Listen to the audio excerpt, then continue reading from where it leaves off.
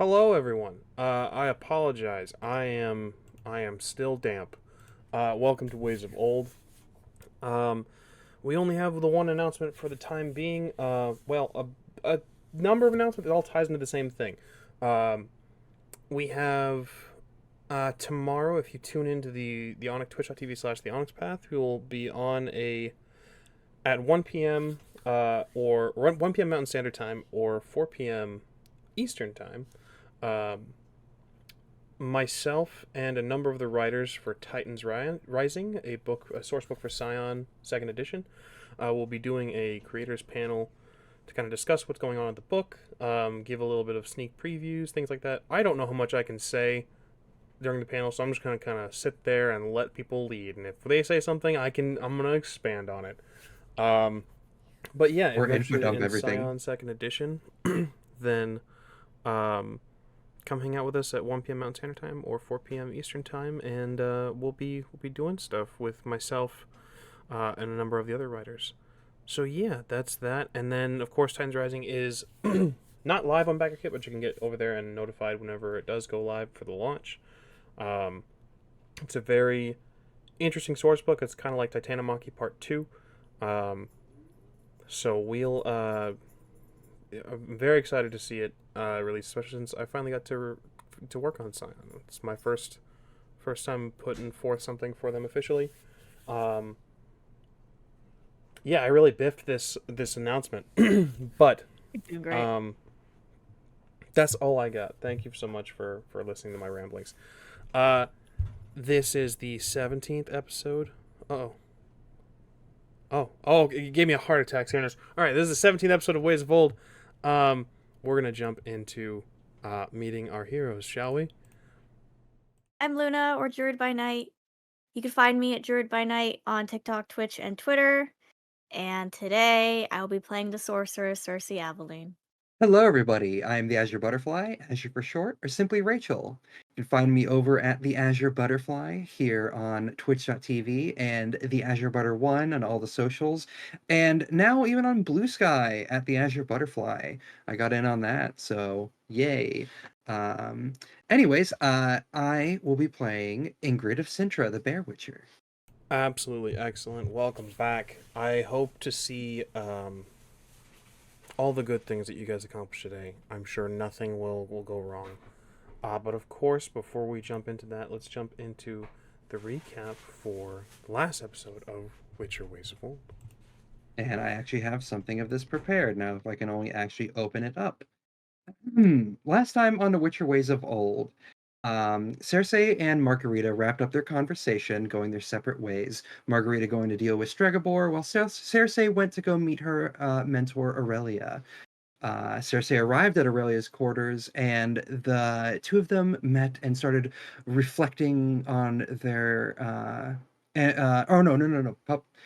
As Cersei walks to Aurelia's quarters, she reflects on her time as Aretuza and arrives at the door. Meanwhile, Ingrid, still in the classroom auditing Sabrina's lessons, takes notes, and Istrid chimes in with some comments and amendments of his own. Uh, Also noting how Sabrina handles her students, observing the similarities to her own training at the Bear School, and to Ingrid's disappointment, of course, leading to a quiet conversation between her and Istrid, with an offer to speak further in private later. Their conversation sadly being interrupted by Stregobor, who pulls Istrid away. As Cersei arrives to Aurelia's quarters, she finds her mentor, and a much needed catch up happens between the two. Conversation ranging from what happened in Vizima, and leading into why Stregobor is there, amongst other things. Uh, with Cersei then mentioning Margarita's invitation to Cersei, uh, leading to Cersei being welcomed into the Lodge of Sorceresses, or at least invited to. Um, do, do, do, do. Da, da, da, da. During during the conversation, as noted, Cersei tells Aurelia everything that's happened over the past while, including the tome that she recovered from the higher vampires. Aurelia noting that she knew only one who would practice and record such spellwork so openly. Cadfen? I'm not sure how we spelled that, so I kind of just phonetically went with CAD at the end. Perfect. A powerful Nilfgaardian necromancer who had withdrawn from the world. Meanwhile, going back to Ingrid, she tried to speak with Sabrina a little bit after the lesson had ended, only to be rebuked very coldly. Ingrid then deciding to take her leave. And while searching for Cersei, Ingrid stumbled upon a trio of curious novices who began to ask her several questions about being her status as a Witcher, what that meant, and the like. While Ingrid gathered their opinions on life at Aretuza. Ingrid also gives him some life advice about not letting others control their destinies before being pointed towards Aurelia's office. As a note, Ramos did make us do a very mysterious roll and refused to tell us what the meaning of it was, and that result was 17, in case that happens to come up again today. Being pointed in the direction of Aurelia's quarters, Ingrid arrives mid-conversation between Aurelia and Cersei, Cersei introducing the two of them, and the trio have a glass of celebratory wine over the story of Ingrid throwing a painting at Stregobor, and also chatting about just the goings-on of recent events. Aurelia mentions to Ingrid that she even knew her Grandmaster Arngad, and that he might even still be alive. Ingrid then requested stories of Cersei's past. And that is where we left off. Indeed, and this is where we do a relatively short time skip here. No, I wanted to hear this. You sit, you drink, you hear stories of Cersei's past, of which, of course, I will leave to the player to decide what is revealed, what embarrassing sort of teacher, student, mentor, mentee stories Aurelia might have. In this, though, you drink wine, you sit, you speak. I would like to know. Aurelia is not slowing down on the wine. How much are you two drinking? I'm drinking slowly, but I'm matching her. Matching her. I'm drinking real slow though. How can you So, match like- if you're drinking slowly? Well, because like I won't stop until she stops is what I mean. Oh, Understood. gotcha. No, Ingrid, not understanding social etiquette very much, completely and utterly, is focusing on the more dominant person in the room right now, which would be Aurelia, and is 100% trying to match beat for beat the amount that woman's drinking. Excellent. Very good to know. I would like an endurance check from you, Ingrid. Okay, cool. Endurance is... Where is endurance on here? Am I just blind? As a reminder, your luck is refilled. Oh, it's body. My endurance is 0. Heard. So that is just 10 plus 8. 18. 18. You are beginning to feel the effects of the alcohol. You're not stumbling drunk or anything like that. You just do feel a bit looser, a bit warmer. It's a good feeling. But you continue your conversations until there is a knock at your door. Well, Aurelia's door. Aurelia looks out the thin window, scattered by stained glass, and to peer outside. And she gives a smile and then looks toward the door and says, "Enter. a novice opens the door and most notably does not enter. She begins to speak in Aurelian and says, "I'll be there very shortly. We'll be there very shortly." The novice nods and she departs. Aurelia rises, setting the mostly empty bottle of wine back onto the counter and says, "That'll be dinner." Oh, Perfect. I could definitely go for a bite, especially after all that wine. As can I, but careful. The whole reason we're doing well, I wouldn't call it a feast. I don't think his presence warrants a feast, but we do have other guests as well. Would be quite rude of us to not offer a gathering of sorts in his time here. So you'll find my stomach may turn. What other guests are here? Who else? She again kind of gestures toward the singed and burnt mark in front of her door Oh, now. that's what you meant. Yes, yes, yes. Stregobor? Stregobor. That old man makes me feel weird whenever I see him. And I've seen him more often than I thought I would already.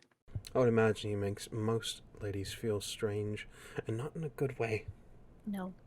He thought I was a novice and called me girl. I do not like him. Nobody does. Come, let's find we need to leave now, otherwise we will find a seat far too close to him, and then we will, of course, find ourselves without an appetite. Quite. Cersei will rise and follow. Ingrid will probably follow behind both of them. Aurelia takes a step, and she stumbles a bit. You can see that the wine has gotten to her just a bit, and she rights herself and kind of takes up the posture of the studious, well-respected mage that you know, Cersei. Carefully hiding her drunkenness. Probably, you may have seen this in the past. Probably. Very likely. Do you need assistance? No, dear, no. This is not my first banquet with monsters. I'll be just fine. So, well, you travel, you move, full wine mom engaged with Aurelia. You all depart her chambers. A flick of her wrist and the door closes behind the two of you, and you move. You move to a banquet hall, Cersei, that you are quite familiar with. And rather than put you on the spot, I'd like to give you the option to contribute, to take some narrative control. You can be as involved or as hands off as you'd like. okay. You don't have to, again, not to put you on the spot. If you'd like, I can continue with some descriptors if you'd like. If you'd like to contribute, you absolutely may. I mean, I wouldn't. I know Cersei would know. I wouldn't know what the banquet hall looks like. This is your opportunity to make it up. Mm-hmm. I don't think we've actually seen it in banquet hall mode, because I think we've just seen the dance hall, the ballroom, the dance hall, ballroom. Quite so. Same thing.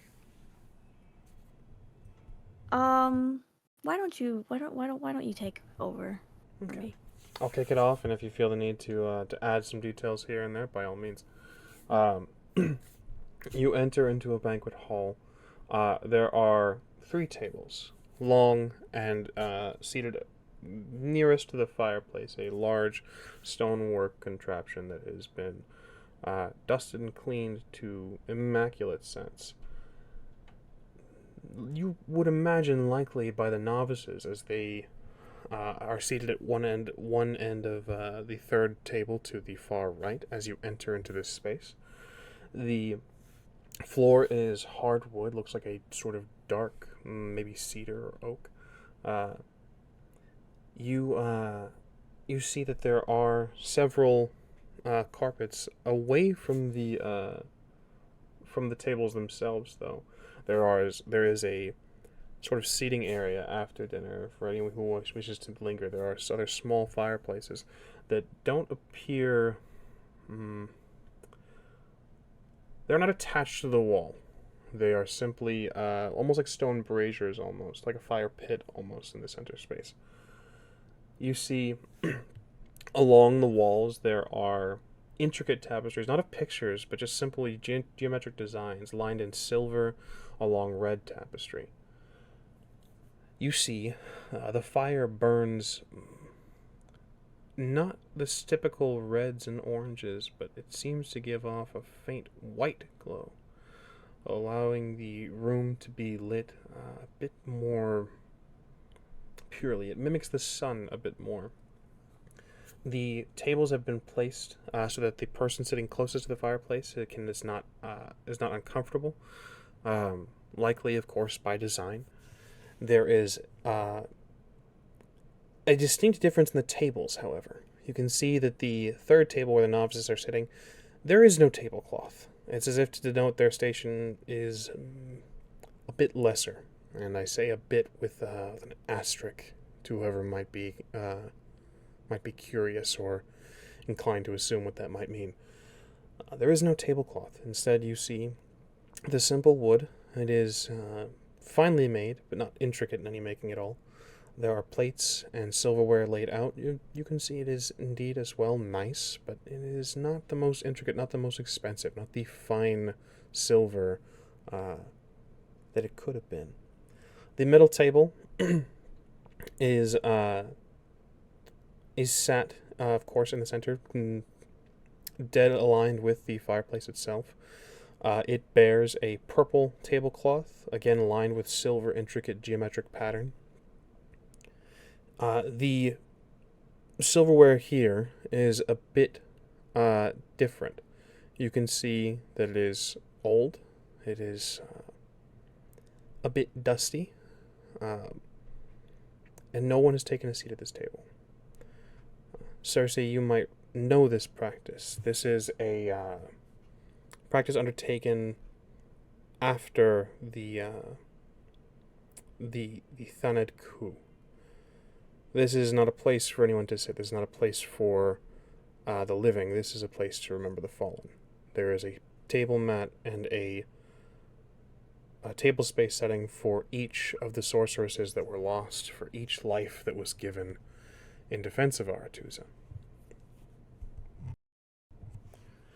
On the far left, there is a space for all of you. The tablecloth is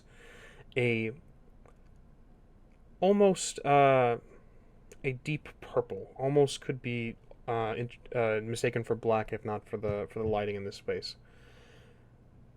Again, with silver lining of geometric pattern, and the nicest silverware is placed here. The spots at the ends of the table are occupied, one by Margarita and the other by Stregobor, who has Istrid sitting on his right, and his back is to the wall where you enter. Margarita sits closest to the fireplace at the end of the table, and you can see a number of the mages coming to take their seats nearest her. Anything to add, Cersei? No, I couldn't have. That was perfect. Understood. Well, thank you very much. Where would you like to sit? As close to Margarita as possible. That'll put you, let's see. That'll put you 3 seats down from her, on her left or right. Okay. I would hope Aurelia would sit either across or next to me. Either way. She takes a seat next to you. If you sit at the in the 4th seat, she will sit in the 5th, closest to Stregobor. Not closest to Stregobor, but closer to Stregobor. Ingrid, where would you like to sit? Ingrid kind of looks a little lost in that moment. She's not 100% sure where she should be sitting. She's gonna look to Aurelia and Cersei in that moment and be like, and kind of like, where should I sit? Is there any hidden rules that I should know about with this? Cersei would just gesture across from her if it's not occupied. completely unoccupied for the time being, until Sabrina takes a seat across from you. Never mind. And then you would,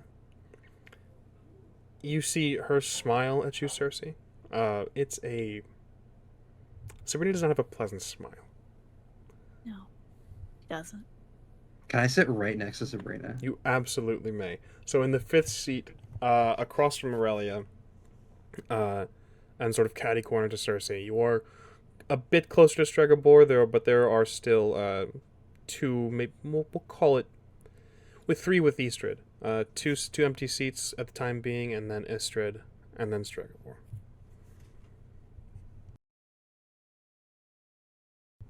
You sit. The novices line in one by one. Not to take seats, though. They begin to lay out trays of silver in the center of this main table here, acting as sort of butlers or servants, we'll call, for this endeavor until they may take their seat themselves. Is this common practice for them to be serving us? Yes. Interesting.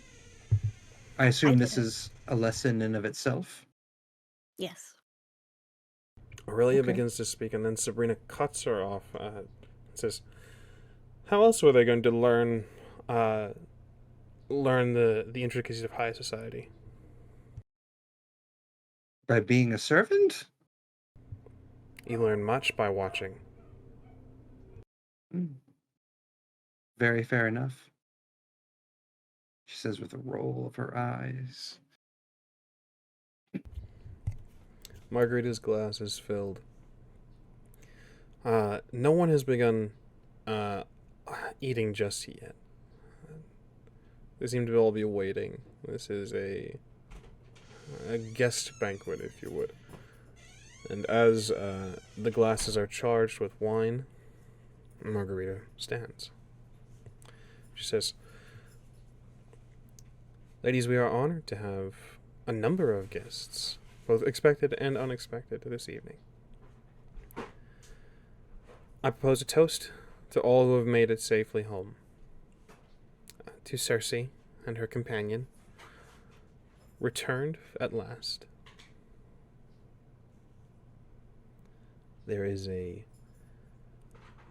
There's no murmur or hear. I mean, they're far too proper for that. There is a clinking of silverware against glasses. There's a sort of strange glass and metal applause, this sort of tink that fills the area with echoing. Margarita continues, and she says, I, of course, would also like to extend a toast to our most esteemed guest, Stregobor. I hope the journey was short, quick, and you've arrived in good health, as always. Stregobor raises his glass a bit, but not by much. She looks then to Istrid and says, and of course, Istrid, it is always a pleasure to have you here. I'm so glad you could find your way, perhaps not home, but in a well-suited guest home. Istrid smiles. You can see he breaks this sort of this tradition here where of the toast. He speaks up and says, my quarters are as they always have been. Perfect. The ladies of Aretuza are amazing hosts, as always, Margarita. She smiles, then takes a sip from her wine. This leads everyone to continue as well, taking a sip from their glass. Sip. Sip, Yes, sip. Cersei will drink as well. Margarita speaks once more and says, but there is much to discuss, and there's no greater pairing than interesting conversation than like the meal I have prepared for you all tonight. Let us begin. She flicks her wrist, and the tops of the trays dissipate, as if in a fine mist of silver they drift upwards and into the fire. Cersei, I would like you to roll. Let's roll spellcasting. Oh, my favorite. I would like to say while Luna is doing this role that Ingrid is just like, she was kind of just like, okay, listening to everything, listening to all this, but then the moment the magic happened, she was just like, she's just 27. enthralled. Noted. 27. Cersei, this is a simple bit of magic. It's very easy to do. There was a simple trick of light and sound. The trays were always uncovered. The smell and their sight, the smell of it was suppressed, and the trays themselves the covers of themselves were illusions. So the flourish that she's done, simply it was a dismissal. And the act of the dust sort of drifting into the fire, her own flavor to add to the mystique. This is like I said, a simple bit of magic. The extra flourish that she's done, with the mist traveling into the fire, completely unnecessary. A bit ostentatious. And especially for the guests here, it wouldn't be impressive. You yourself likely don't find it as impressive as a common person would. You, however, catch Ingrid. Her interest piqued. And you think Margarita may have done it for her.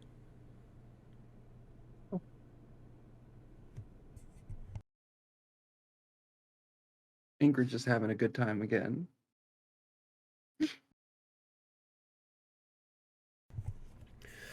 The spread before you is great. There is a roast pig with the stereotypical apple in its mouth. There is pheasant, there is duck, there is chicken. There are a number of meals here. There is a what is called a wild salad, a mixture of different leaves and different adornments, such as tomatoes and olives and things like that. There is really a lot to choose from here. And the ladies pick bit by bit. They're not diving straight in. Stregobor and Istrid, however, the food at their end, they have begun to load up their plates. I would Percy would also be picking. Ingrid is loading up. Understood. That was going to be my next question. It takes a lot of energy to be a Witcher, okay? It takes a lot of food to maintain this body. Can you imagine fighting monsters, the calories that would burn? I'd be in such good shape. Yeah, exactly. Especially for the fact that we probably didn't have as fantastic of meals, up to this point from Truly. that. No, Ingrid is loading the fuck up. Absolutely. Perfect. That was indeed going to be my next question, is how you approach this dish. Like they were just at another tavern, but one with a fancy magic trick to start it off. Perfect. So, we enter into the meal portion of this evening. You are surrounded by the mages of Aretuza, as well as Istrid and Stregobor. The novices have begun to take their seats, and are permitted to eat as well. The hall is full. The novices have already broken into light conversation. They are doing their best to remain quiet, but there is a light murmur going on behind you, Ingrid. Cersei, you can of course see them kind of whispering, snickering a bit, pointing, trying to be subtle at Ingrid. And others are eyeing Stregobor, eyeing Istrid. Guests are likely, well, for you, Cersei, you would know, guests are rare at Aretuza. Are they making fun of me because of my eating habits, or are they just so unused to seeing a Witcher, let alone a female Witcher? Let's have awareness. They are behind you, so let's see if you notice them first, and then we'll see if you can pick up what they're saying, depending on the roll. Seriously, you may feel free to make this roll as well if you'd like. Okay. 22.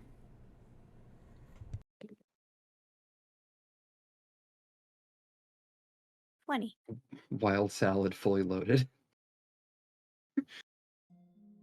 20. 22 and 20.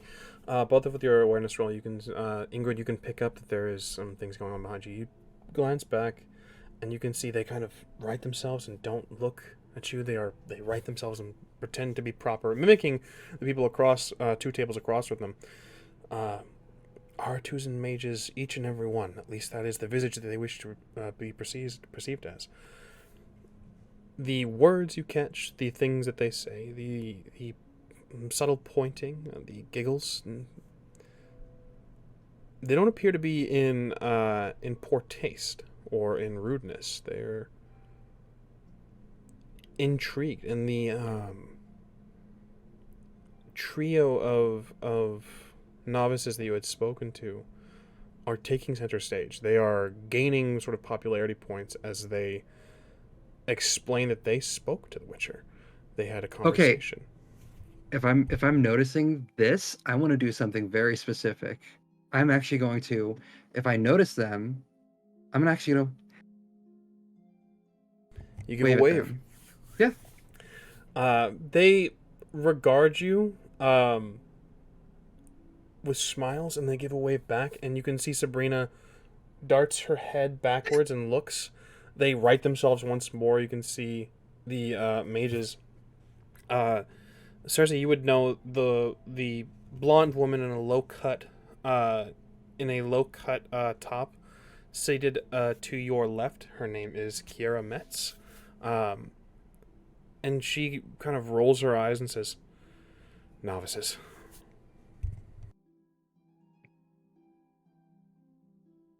Well, they seem to be enjoying themselves. At the very least. At the very least, I suppose, yes. How well would I know Kira? That's an excellent question. We didn't really discuss, a lot of the mages in your backstory. I'm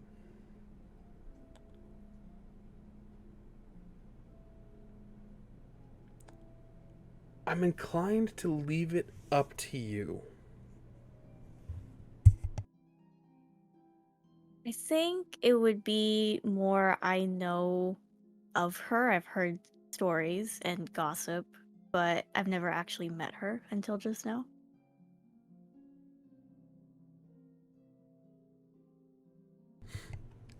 Understood. So a light acquaintanceship, we'll say. I will. Well, we'll run down the list of people that's at your table just for your guys' knowledge. There is, of course, Margarita, Istrid, and Stregobor. Kiera is there. Sabrina is there. Sheila de... Oh, I'm going to butcher that name. Sheila de Tankerville. Okay. And then Close enough. Asir. Oh my god. Azir. Fuck. You can do it. You're doing Asir so good. Var Anahid. Oh, look at you. You're so good. So that is the number of people that are currently at your table, as well as Aurelia, of course. And us. We're at the table too. Indeed. So in total, we have got 1, 2, 3, 4, 5, 6, 7, 8, 10 people at your table. Oh, what a great number.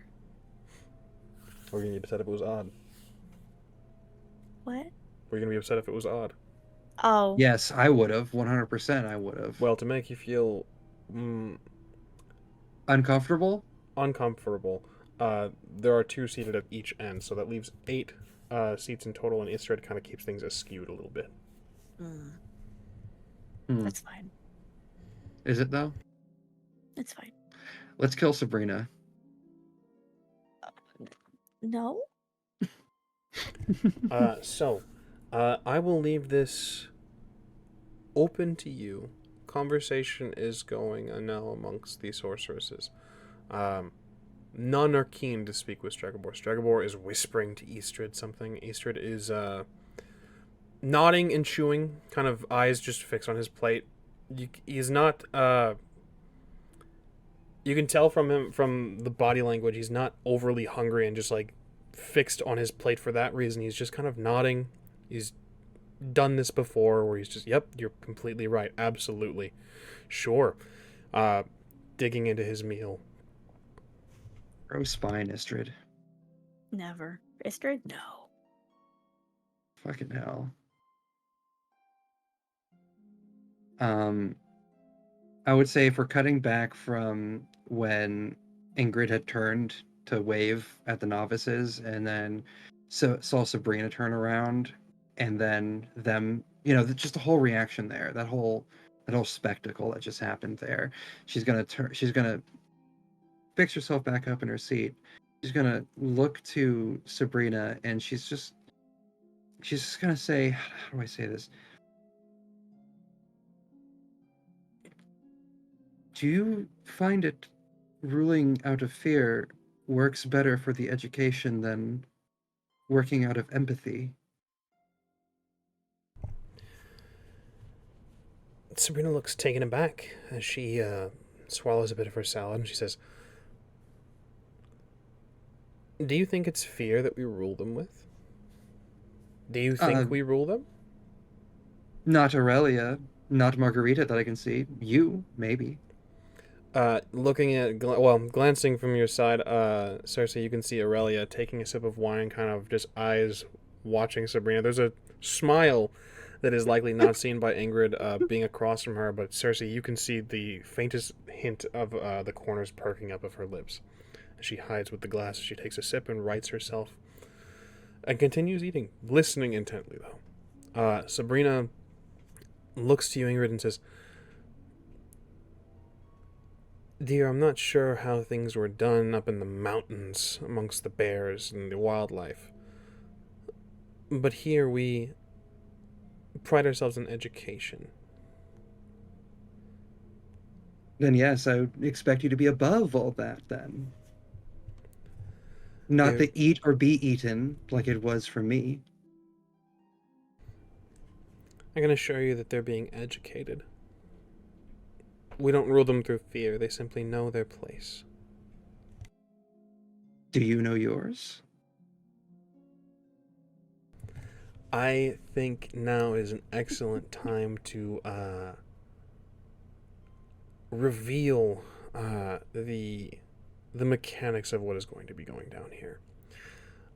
In your core books, on page, if you're looking on a PDF, page 77, there is a section labeled Verbal Combat. Is on true page 76. Oh no. But there is a section labeled Verbal Combat. What'd you say, 276? 77. Actually, hold on. I think I may be lying to you. Stand by. Yes, it's going to be page... Oh my god, I really fucked this up. Page number? Hello? Stand by. I believe in you. Luna, help me. I might have gotten in over my head. 177. 176 and 177. Got it. When you're running a more diplomatic game, I'm just trying to trash talk Sabrina over here. Indeed.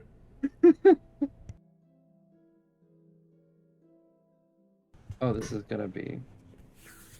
So, when you're running a more diplomatic game or have a lot of bards, merchants, or talkative characters, you may want to use this verbal combat system, which grants persuasion and other verbal skills their own combat. When starting a verbal combat, each party member establishes their goals in this combat. Each player then determines the resolve, which acts as their health point. Oh, god damn it. There's health points in this? yeah! Thanks, Pondsmiths. We appreciate you. Yes. So, for this instance, verbal combat is initiated between Ingrid and Sabrina. Cersei, you may No chime regrets. in wherever you like. Please save me. This is an open conversation, so there may be other mages that chime in, depending on what you say, Ingrid. I think it goes without saying, completely being open and sort of trash talking their way of teaching, and sort of just saying Aretuza's dog shit is going to certainly bring more verbal combatants into against you. Um, Yes. would me taking the initiative on this be considered a surprise attack? Um. To Let's- be fair, I've tried. I hope I was being very specific with this. I'm not trash talking Aretuza. I'm trash talking Sabrina's methods. I'm aware. My aforementioned warning is simply that, a warning. I think, in regards to your question of a surprise attack, yes, I'll call it that. There is no mechanic for that in verbal combat, but I will, take some negative to her response, and her role will match her words. So I think for this, I would not say that this is empathetic in your nature, nor would I say this is fully antagonistic. I would say that this is simply an implication you're trying to lay down. So over on page 177, you can see the antagonistic tools imply. The skill that you'll be using for this is persuasion or deceit, entirely up to you. Go ahead and make your roll. I actually have points in persuasion, so I'm gonna use it. And thank God, the gods, that I actually have high empathy. Okay, so this is gonna be persuasion, empathy. Okay. 7. As well, this is an excellent starter. The imply antagonistic tool can only be used once per combat, so this is actually a great opener. That exploded, so 17 plus 24, 26 total. Excellent. 26 total. She looks taken aback by your words, Ingrid. She says, I just don't think you understand how things are done here, that's all. And I feel like you may have a lot to learn yourself. So because as well, we're going to step back from the character in the game for a second, and I'm going to be very transparent with you both. Because the way this is set up, it is not. I cannot describe a spurt of blood or a deep wound in this instance.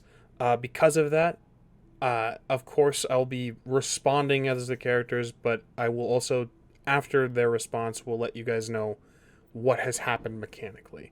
So less shrouded in mystery. This will be more transparent for your sake, so you can know what's happening exactly in combat in here. In this, your implication has successfully pierced her defense. She's going to, mechanically speaking, take a -4 or lower her defense by 4 for the remainder of this combat. And as she has been taken aback and is not sure how to proceed with the discussion for her defense. Can I romance her? You can certainly try. Off to a strange start. This is turning left real hard. Called negging. I'm so sorry. Cersei, did you have anything you wanted to contribute? Cersei would watch this and get a little, like, grip her glass while she's drinking a little tighter. And then when she sets her glass down, she would say, well, having once been a novice myself, it was less fear and more respect. And her eyes would just dart between Ingrid and Sabrina, hoping to diffuse How very interesting. Um, I would like you. So this is more empathetic. I'd like you. I'd like you to roll persuade. This is going to be. Oh my god, this is so interesting. Your skill is going to be persuasion. Okay. So roll empathy persuasion. Is this aimed at me or just Sabrina or both of us? Both. So yes, Both? for defense, let's. Do I get a bonus for being golden retriever and not understanding certain? You can roll to for defenses, Ingrid. You can choose to ignore, counter argue, change the subject, or disengage. I'm gonna counter argue. I'm gonna counter argue. Excellent. Oh. I would like you. So this is essentially counter arguing is a form of attack as well. So you can choose to empathetic attack against Cersei as well. You can choose to appeal. I'll say you can choose to befriend as well, sort of attempting to persuade Cersei to be on your side of the argument, but that is going to be entirely up to Cersei if you propose How about this? I will say what I am intending to have as Ingrid's verbal response to this, and we can decide what it is after we hear what I'm trying to say. Understood. So we've heard Cersei's words. What are Ingrid's words? What was Cersei saying one more time? There's so much mechanics just hit me It was right less fear and more respect. Respect is understandable, but fear is what I saw in the eyes of some of those novices dealing with Sabrina. I would like it to be understood that I am not speaking of Aretuza as a whole. I have not experienced Aretuza as a whole.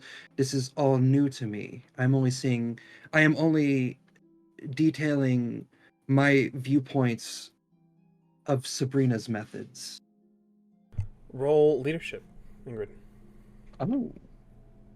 Did you want my 0. persuade roll?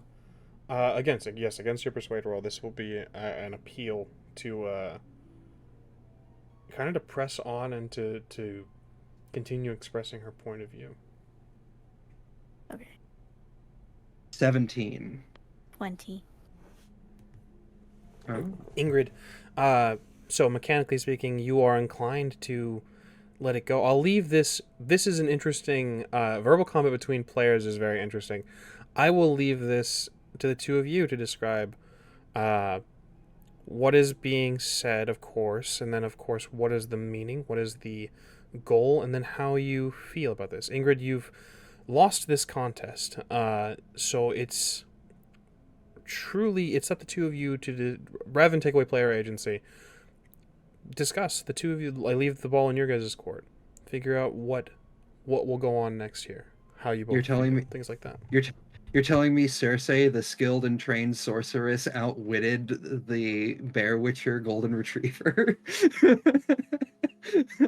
Well,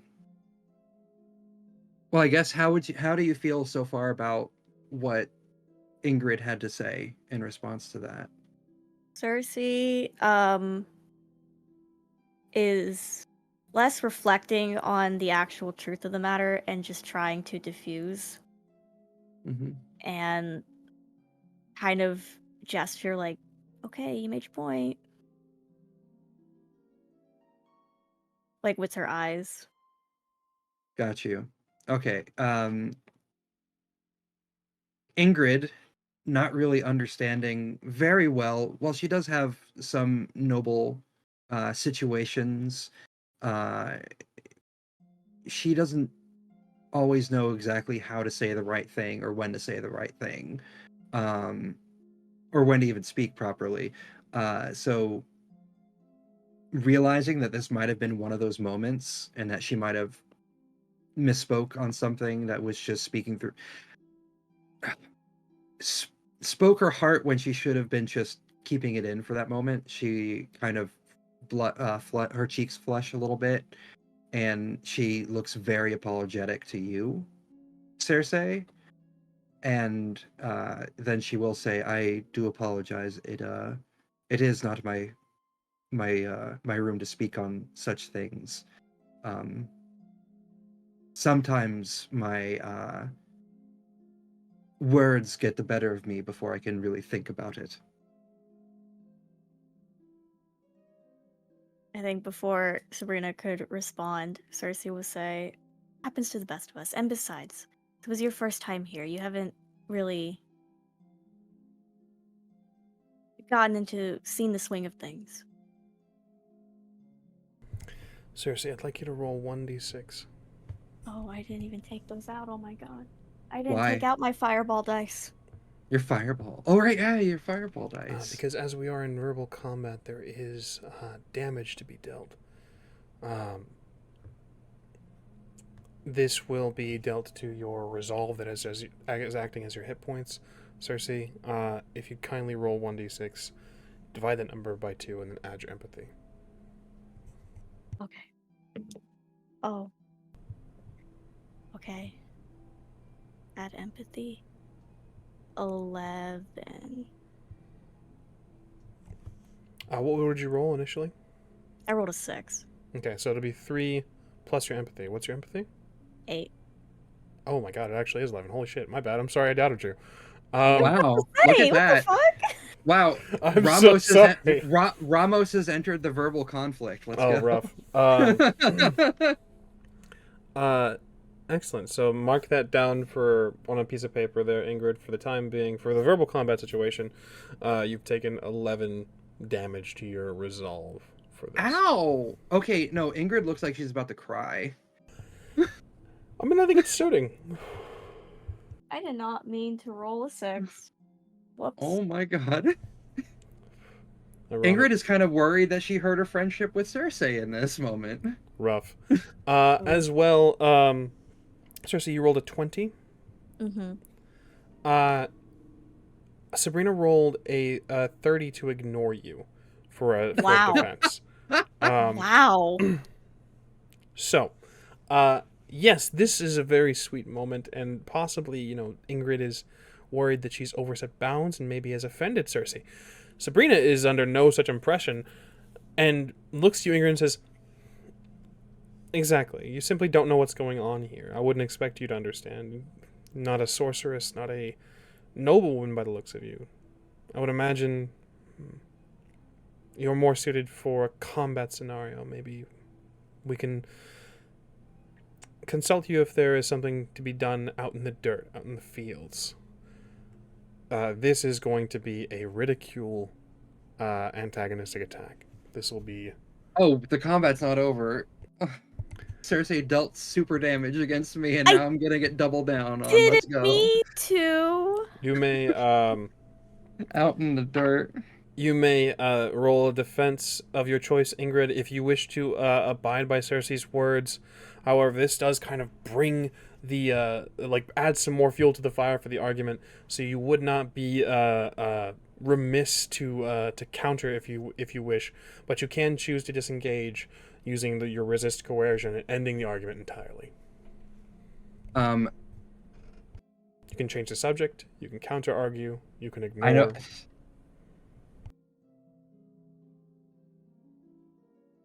Hold on.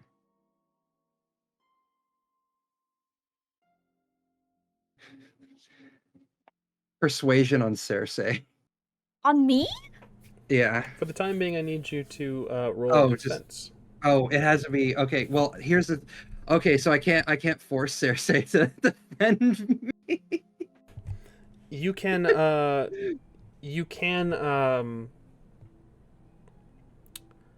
choose to counter argue, and then Cersei calling in for backup is not necessarily a mechanic in this. You can for the time being roll defense, and then on your turn, as it were, you can choose to kind of spur to action to make a counter argument if you would like.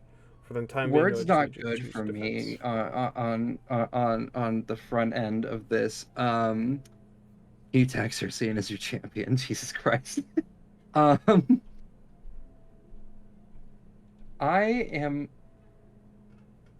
Oh Jesus Christ! Am I gonna? seduce. No, I'm kidding. Seduce. I'll show you what it feels like to work out in the dirt. Jesus Christ. Christ on a bike.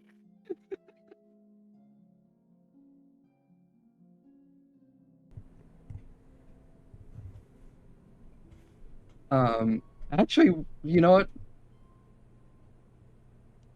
I'm actually going to befriend. I am going to cast befriend on Sabrina. That is an attack. We're working on defense currently for now. Oh, is it? Okay, where does this? Oh, attacks. Defenses are down there. Jesus Christ. Okay, sorry. This is new. Yes, this is a very new system. No worries.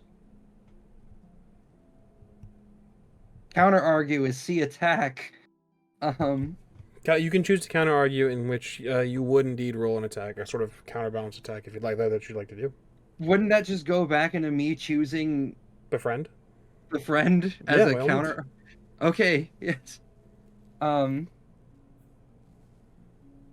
She's gonna say hurtful words, but not untrue, but not completely true at the same time. I'm only merely trying to learn and to grow in of myself and I would say I'm bad at this. I would say that this is leaning more toward I would say this is more leaning toward deceit. Currently, this is not necessarily befriending. Why? I'm not deceiving her though. I'm being honest. You motherfucker, do you think I'm actually lying? Continue your thought process. We'll see if you can convince me this is befriending. Continuing my fucking thought process is I need a second here. Oh my god.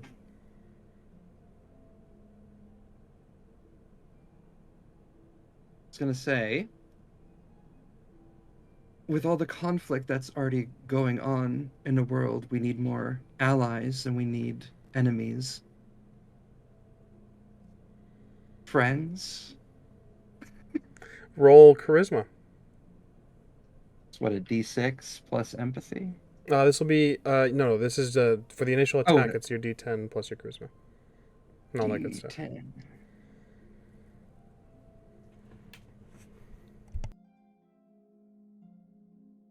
18.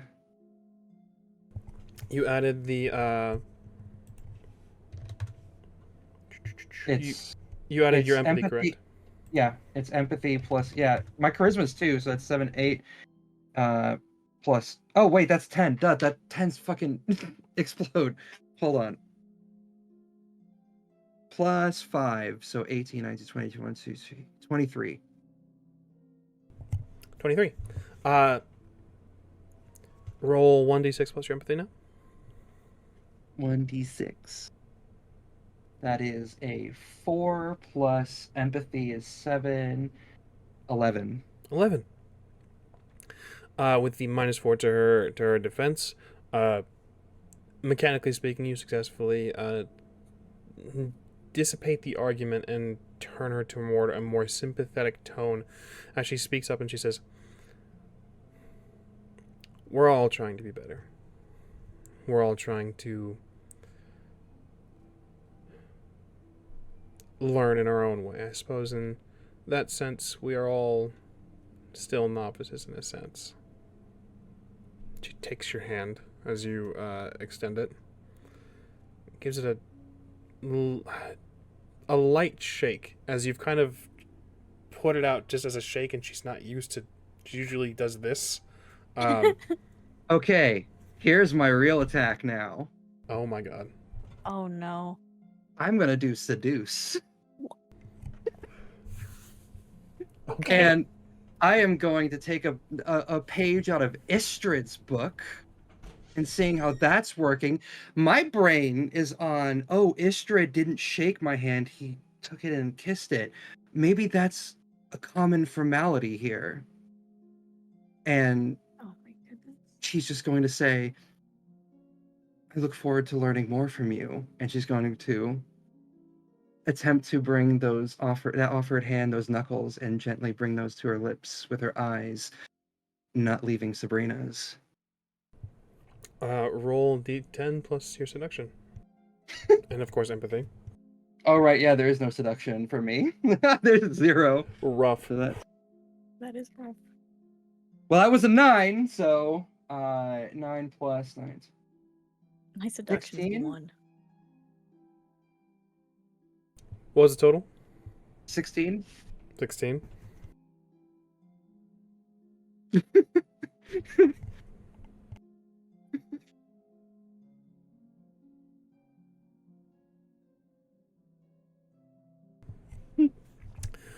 She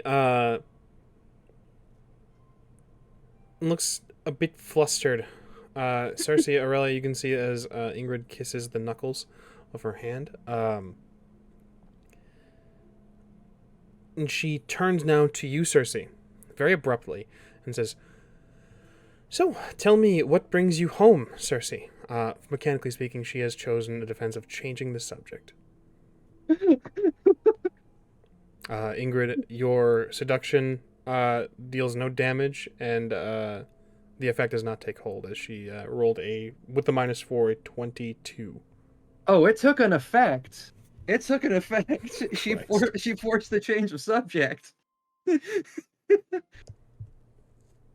So you're saying for there's a chance. For the time being, keep track of your HP, as it's called, for the rest of the scene. But the verbal combat is complete for the time being. She has changed the subject. I'm not gonna lie, that flustered me for a second there. I was just like, wait, Yeah, verbal combat's rough. That what was do I fun. say? Ingrid's not socially inclined. Wow, that was fun. I think I did pretty good. I would actually probably say that Ingrid will probably look to Cersei then and be like, I did good. Did good. Cersei, you've been asked, Yeah. what brings you home? War, actually. Vizima was sacked. It's where I was living. Not to bring the mood down or anything.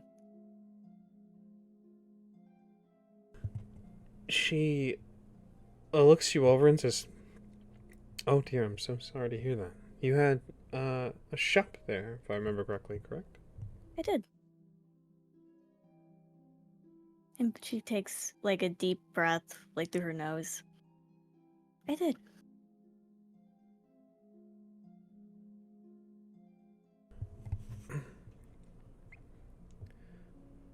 The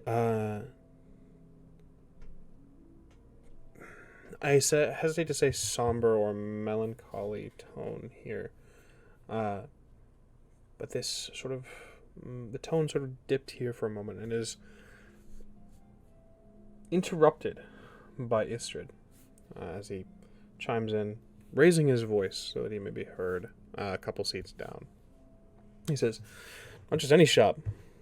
I ran into quite the number of merchants on my travels that knew of the fox and the fox and the Bro. fox and the crow." Yes. Did you Forgive me. forget or did he forget? It seems like he stumbled with the name. I would like you to roll human perception. Both of you may make this roll if you'd like. Oh, cool. Yeah. Oh, ass. 14. Math is hard. Math is hard. 15. 14 and 15. You can both tell the name escaped him. He doesn't appear to be lying, but it looks like he's trying to boost the mood. It's still very proper in this space. It's still very not tense, but he's trying to raise some spirits. Well, thank you, Easter. You flatter me. Oh, it's not flattery whenever it's the truth. It's just you were widely known among the procurers. I lost out on quite a few deals because of you, actually. Sorry. No, that's the name of the game. But I think I still have their contact information. I still have a means to get in touch with them if you do choose to set up elsewhere, or if you are in need of supplies. I'm sure they'll be wondering where your shop disappeared to, and once they find out, I'm sure that they'll be sad to see a line of income for them gone. Darcy actually kind of cocks her head to the side and takes that offer and thank you. I would appreciate that. She does have a quite fancy cart now. We do. Traveling shop now. Yes. You can see I made her the sign. I think Good I did an sign. okay job. you can see Sheila looks up from her dish and says, "Mobile then, going the way of the caravan and traders."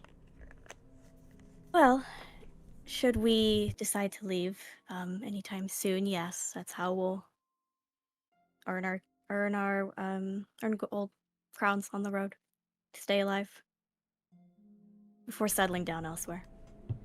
You can see Kiera chimes in and says, "Where will you be headed?" On the Right road. now, I don't know. I haven't thought that far ahead.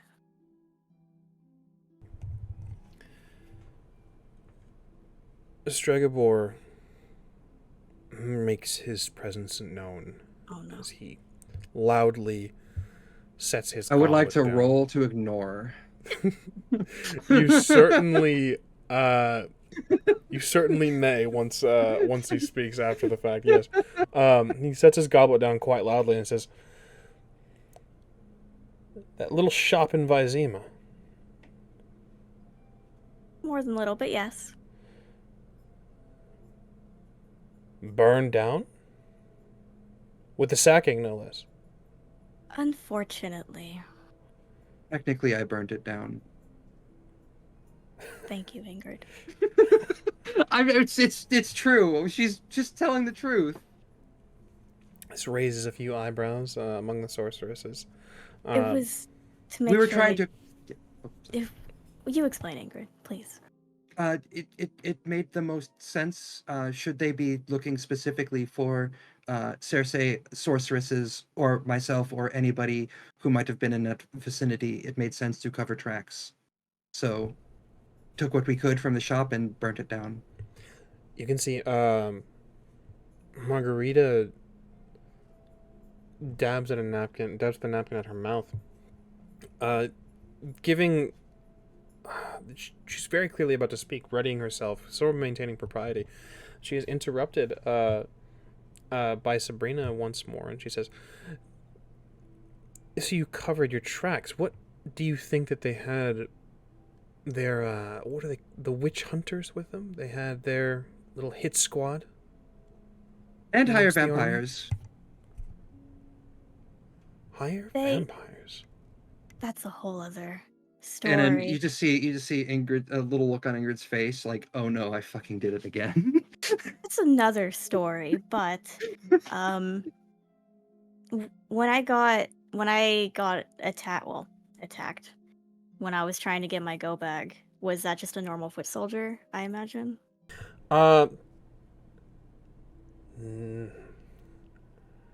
You're not going to tell us who we killed, Ramos? I would No. say, with Did we kill Amir? Oh god, if only. with We killed Amir. with what he had on him, he very clearly had Demiridium shackles ready for you. And seeing as it was one man, you are inclined to believe that it was not a normal foot soldier. It seems that way. One actually attempted to capture me in my store, in my living quarters. I dealt with him. Naturally. It was quite the sight. He was bleeding from all of his orifices.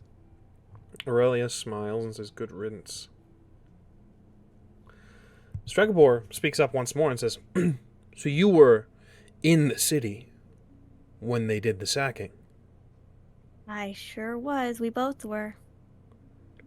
Azure doesn't like the sound of his tone. Roll human perception. Would you like to know more? I want to know. Well, I would love to know more. Cersei, by all means. Also, I appreciate your use of the Starship Troopers meme. I use that a lot. It's so fucking good. I love that movie so fucking much. The book is something else. Damn it, another 15. Excellent. 15, you said?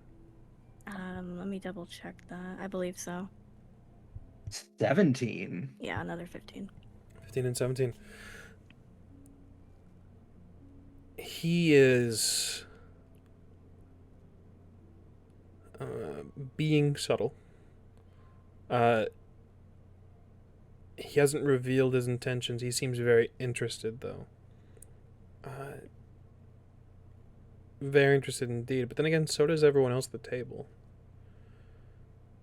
I'll leave that to the two of you to decide what that might mean.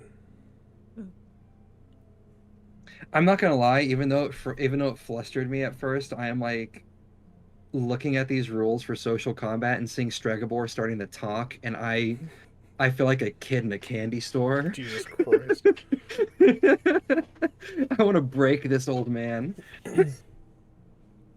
Yes, we were both in the city.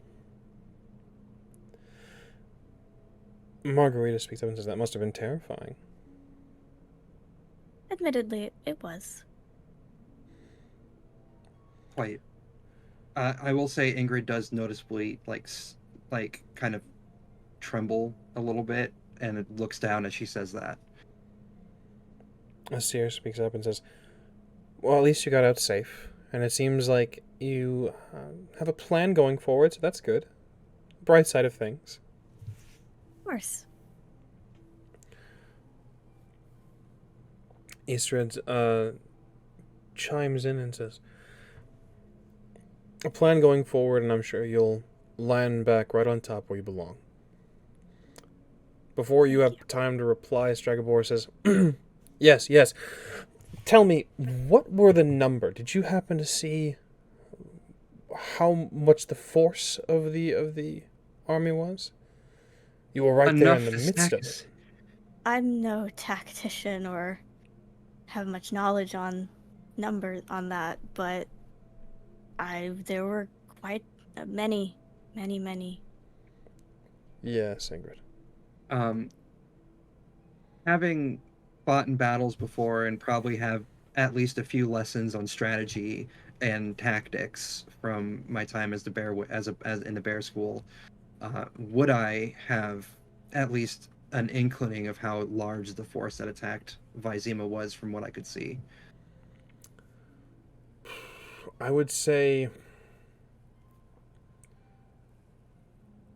no, unfortunately. The hidden by the walls of the city, you saw a number of people, the forces that broke through the wall and were sacking the city. That is an inkling you can give, but there's the full size of the army, the full scope of it. Unfortunately, no, that was hidden to you. And as you were fleeing in the opposite direction, beyond walls and beyond the lake that was surrounding the city, unfortunately, no. Okay. Ingrid will then just say, in her for her part of things, she'll just say, Cersei and I were focused on getting an injured friend of ours out. We did not have time to look back, so to speak, to take in the number. We left as swiftly as we could. Stregobor continues and says, Of course. No size of the forces, no injuries dealt to yourselves. You said a friend had been injured, though. Yes. But not by the Nilfgaardians, no. Another story. By these higher vampires, you claim? Quite, yes. Mm-hmm. He begins to cut into a piece of meat.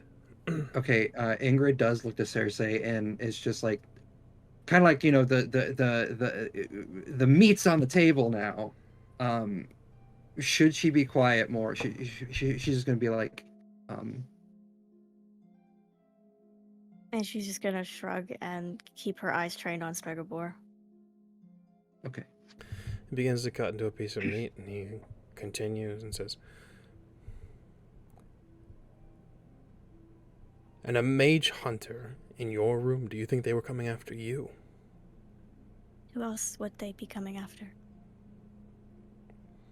Not the mage hunter, dear, the army itself. No, no. They wanted the city. Did they? They pop. I would assume so. He is not looking at you, Cersei. He is watching across the table at Margarita. There's an implication here.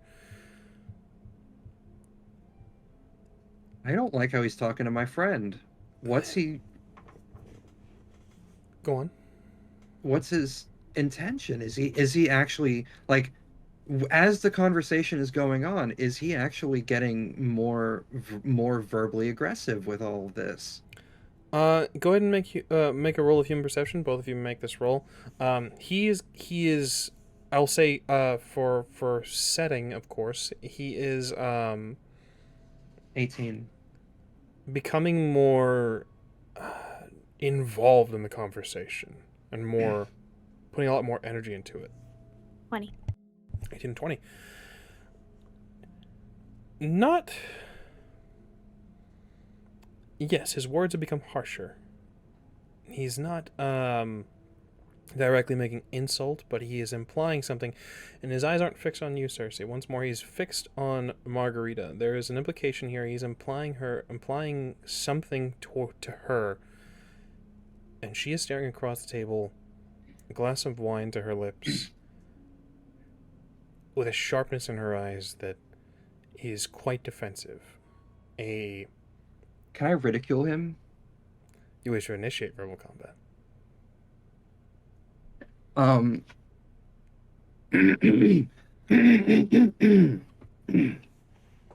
You know, they say wisdom comes with age, and you have lived so many years from my understanding, Stregobor, yet you do not seem to understand when to be direct. You seem to have something you want to say. Why don't you just say it instead of dancing around it? Cersei drinks deeply.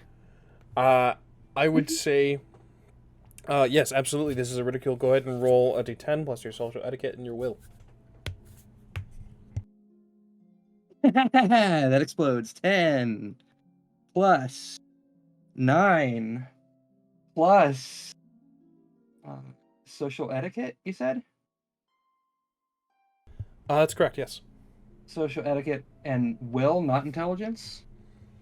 This will be your social etiquette. I'm sorry, not will. Social etiquette is under which attribute? I apologize. Intelligence. Yes, intelligence, please. Okay, so it's 10 and 9, 19, 20, 21, 22, 23, 24, 25, 26, 27, 28. Beat Love that, old man. Love the full count up. Beat that, old man. Let's see.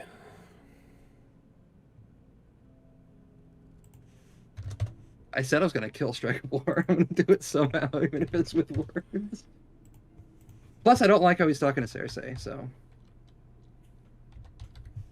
Here we go. All right. So that'll be... Where are you? Oh, shit. That's a lot. Oh, no. Mm-hmm. Oh, you said 28? Yeah, 28. Okay. Okay. I don't like this, Okay. Luna. Okay. He's just an old man. How bad can it be?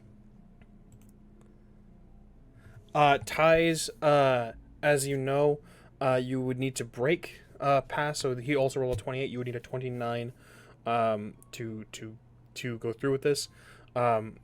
You do not roll damage. Damn, I should have added my luck. Fuck! However, interesting. saying interesting 3 times and doing a roll. What's You're happening? going to take 13 points, Ingrid. Okay. Ignoring. So I start.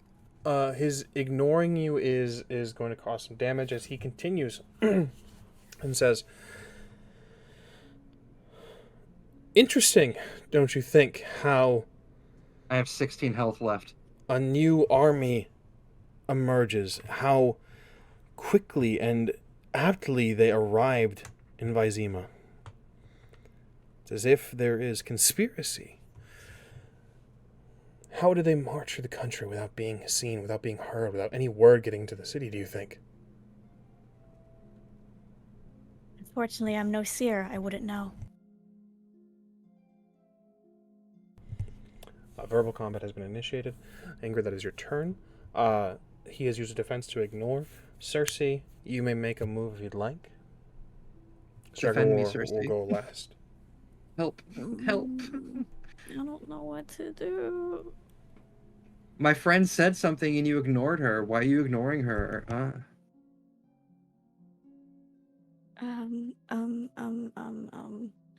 Hold on.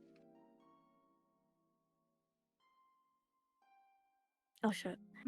I'm sorry. I legitimately couldn't resist. Just trying to bring that old man down a peg.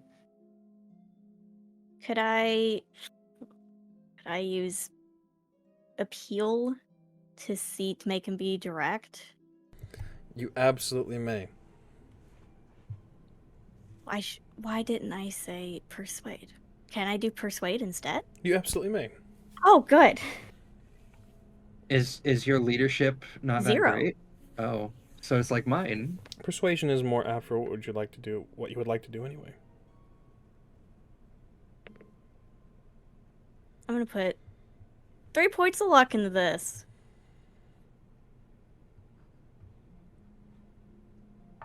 So 11. That was very loud. That was like ASMR dice rolling. I kind of like that. Sorry. No, I liked it. Ass. Oh my god, I'm gonna take so much damage. Show me your dice tower, because it sounds like you're using a dice tower. I am. The result of your roll, Cersei. 19. Is there anything you'd like to say? What does your persuasion sound like?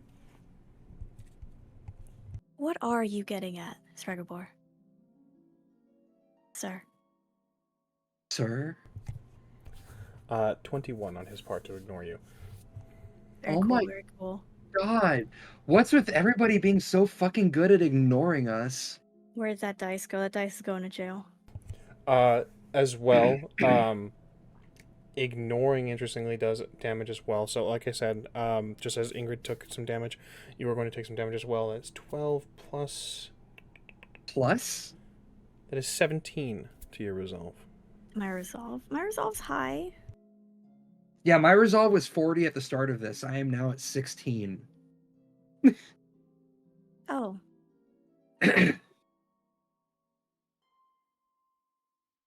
What's your natural resolve at? 50. Oh, you have a higher resolve than me. What's resolve tied to? Resolve is your will plus intelligence divided by 2 times 5. That is the verbal combat. So I'm not sure if it's actually question if it's different. What is Let's do some quick math. Ingrid, what's your resolve normally? 40. What is your will? My will is 9. What is your intelligence? 7.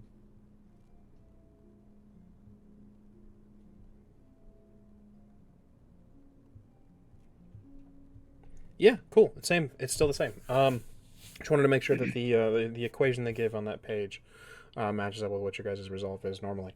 Gotcha. Very cool. Very cool. Very cool. Question: what happens when you die in verbal combat? You can continue no more. It's not a matter of dying. It's simply you It's a social death. kind of you're convinced of what the person is trying to. If they're trying to convince you of something, you're kind of like you fall back and you have to reflect on it. You have to, you're convinced of, it says in the book, you're convinced of whatever they want you to do. I don't like to do that necessarily. It feels gross to just take away player agency like that. Verbal combat is interesting and fun, I think, but there's certain aspects of it I don't care for. Just fully taking away your guys' agency of what you guys think and what your guys' character, which you, as the player, know what your character would think and how they feel, doesn't feel great. So for this, when you hit 0, you have to, like, step back. You no longer have a lot of social standing in the situation, and people aren't going to take your words very seriously. You are unable to contribute to verbal combat, and you kind of have to reflect. It's a lot like losing willpower in any of the World of Darkness stuff, where you kind of feel bad. I kind of feel bad. Honestly, though, valid. I like how it's been playing out, though, so far. Yeah, it's a very interesting system. But he has ignored you, Cersei, and he continues as you speak and says, "It's just interesting to me that there are so many moving pieces, isn't it?" Ingrid mouths to Cersei, "I could just punch him." No. Okay. He is going to take his turn, in which he's going to continue to speak. And say, it's almost as if there are players in the background. Perhaps the Aretuzan sorceresses are not as united as you'd hoped, Margarita. Perhaps your withdrawal from politics was not as wholesale as previously led to be believed. I'm going to make some rolls behind the scenes. You may assess, you may discuss what that means. Cersei, you have some telepathy at your disposal if you'd like to kind of bounce things off as well. So does Aurelia. So if you'd like to do that while I do this. Oh, yes, I'll do that. Oh, I don't have to be mouthing shit to Cersei? Well, she has to initiate with me. I will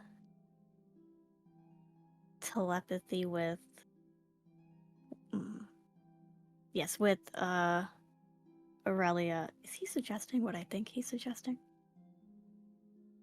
Let's see how it is. I'll eat my food.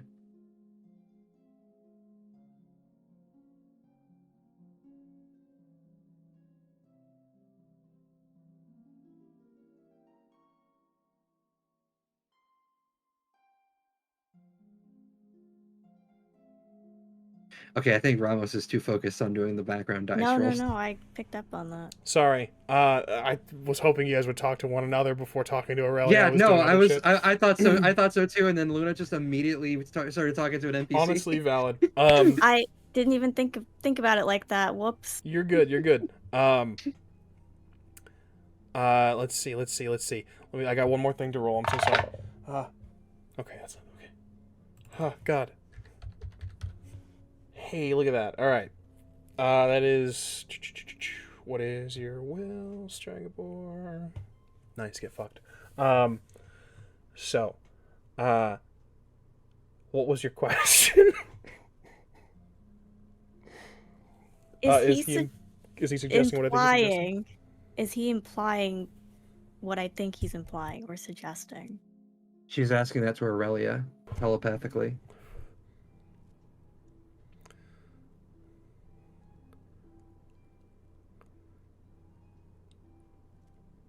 Aurelia replies through this telepathy. She says, he thinks we have something to do with the war. We're orchestrating something. And that's his thought process. Philippa is still out and about. And he is hot on the heels of the lodge. Noted. Do you drop telepathy, Cersei? Yes.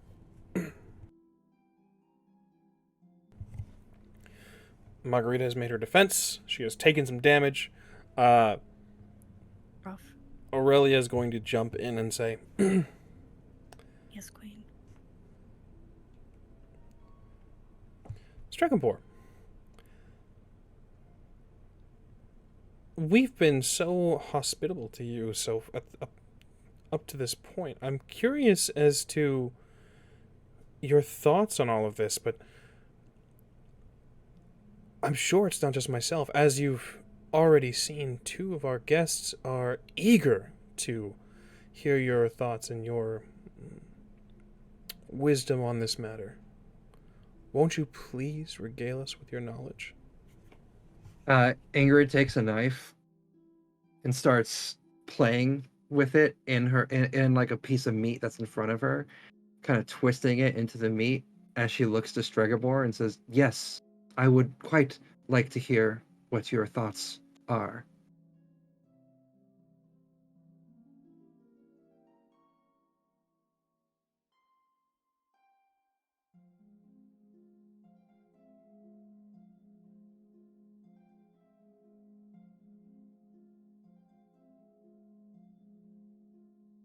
I hate it. So fucked.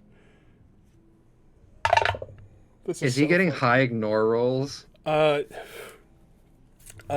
He's got pretty great. He's great at ignoring people around him. You know what? To be perfectly fair, this That- is on that fucking tracks. point for the character, though. Yeah. Aurelia's gonna take 14 points to her will as he ignores her, and says, You know what he can't ignore? Hands. "Hands." He continues and he says, "I'm sure I wouldn't wish to bore everyone here with the wisdom I have on the situation. Perhaps that can be revealed at a later time, I suppose, a more formal setting." This brings us to Margarita's turn. As she has been engaged, she is going to make a comment of her own.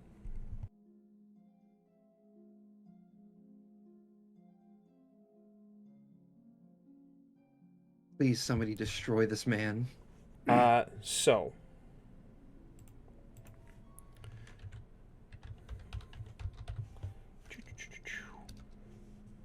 she speaks up.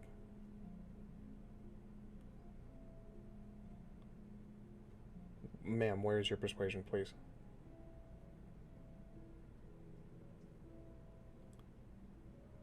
There we go. Okay, cool.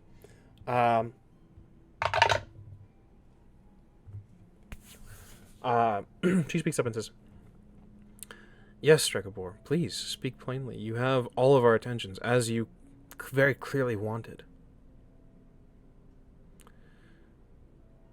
He looks to her and smiles before taking a bite of whatever meat he's gathered onto his plate. Smug ass. Oh my god. Says, "Please, continue.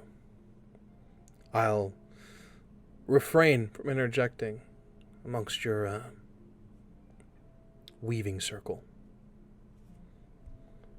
She's going to take 12 points to her resolve, as she is also ignored. Oof. This brings us back So, around. just like many of the old men of your generation, even hearkening back to my own teachers, you spout a lot of hot air and no actual wisdom. You speak a lot of fire, but with no actual power behind it. I am getting sick and tired of this already, and I have only been here but a night. Is this what being a mage actually is? Yes. Ingrid, ironically enough, this outburst, it is your turn. I am upset. I am like in Ingrid's head right now as she's listening to all this happen, and she is just so tired of everything this old man has said. Yes. What do I have to fucking roll? I would say this is a very antagonistic attack. I would say I'm about to throw this fucking knife right at him. So Intimidate. yeah. Your Intimidation. Okay. Cool.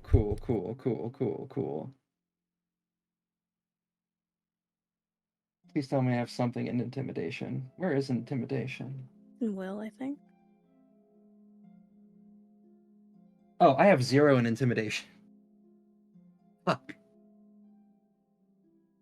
Come on. I don't ask for much, dice gods. I really don't ask for much.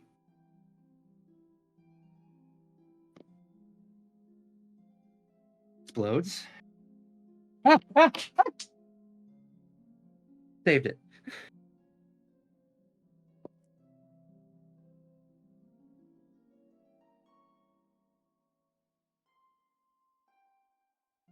$28.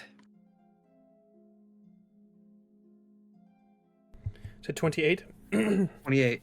All I right. swear to fucking God, Ramos. This is two Stragobor, correct?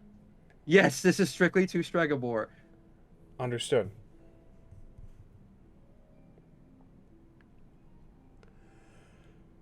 Oh, we're gonna get ballsy with it. Oh no. Remember me well, Luna. I shall. So, he rolled a 28 compared to an 18. So I need you to roll damage first. Get fucked. So that is that is a 1d10 plus my will. 9 plus 9 plus will. My will is 9 plus 9, 18. An 18. So he's going to take 18 to his resolve. He attempted to counter argue. Verbal combat's fun because there's the mechanics and then there's how players would react. We have the mechanics of what went down here. His counter argument, however, has not in character been seen. So let's jump back into that and see what he says and see. I hate how excited you are about this. Take it. Ingrid. His counter argument that failed to mechanically cut you. He says, yes, this is what being a mage is about. Dinners, conversations. I don't imagine the cavemen that you dealt with up in the ML Mountains were much for conversationalists. But then again, you are relieved of their company, and you find yourself in ours.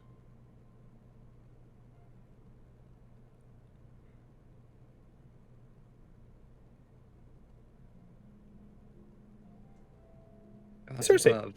Yes? It is your turn. Okay. You can tell.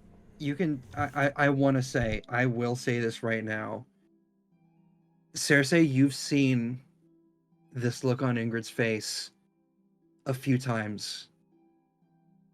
And in every single one of those moments, it is right before she strikes for kill.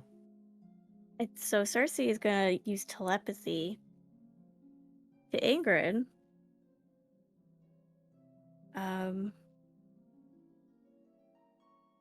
And say, this is what he does. This is how he pretends to assert dominance in a room. He's not worth the air from your lungs.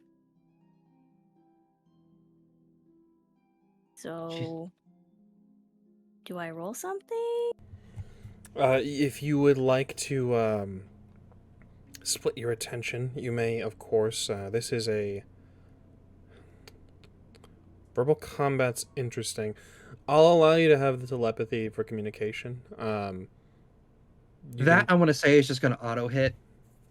Ingrid trusts Cersei is Ingrid's best friend, and Ingrid was getting upset just by how he was. No. This is would you so is the intent to you're still in verbal combat. Was the intent to make an attack and take an action against Ingrid in this, or would you like to just communicate something and then make an attack on a Stregobor or steer verbal combat in a different direction? I'll just talk to Ingrid, and attempt to, what's the proper term for it? Oh my god, everything's bad. Hold on. Isn't there... Okay, yes. Got it. So, in order to attempt to persuade, do I want to change subject? No.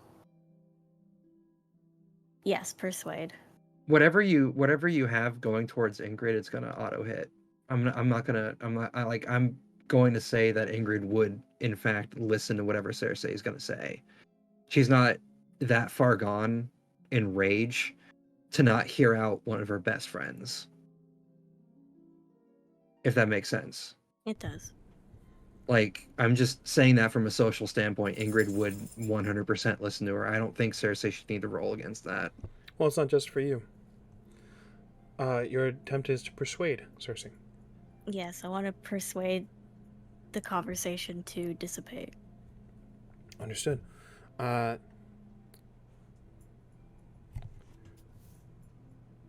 Roll persuasion. Okay.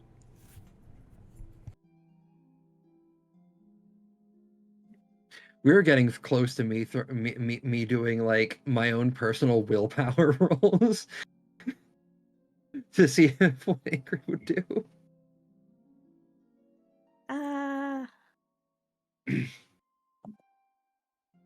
Phone, please. Ingrid being like, I've never struck a feeble old man before, but It's the first time for everything. Okay, I got my number.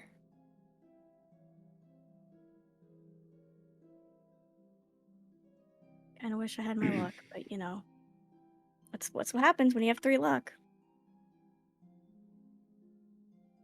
I keep forgetting I can use my luck.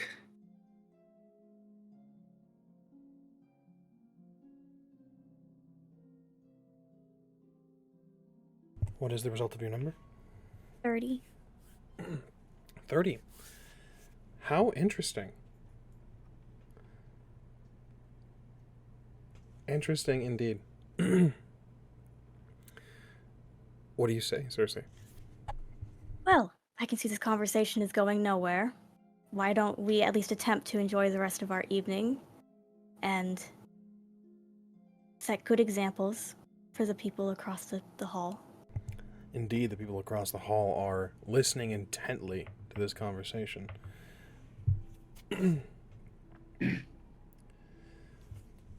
You can see that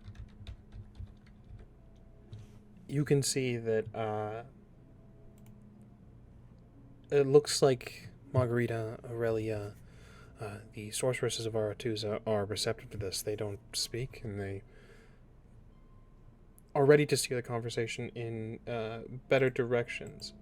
However, Stregobor looks annoyed. He looks as if he is relenting.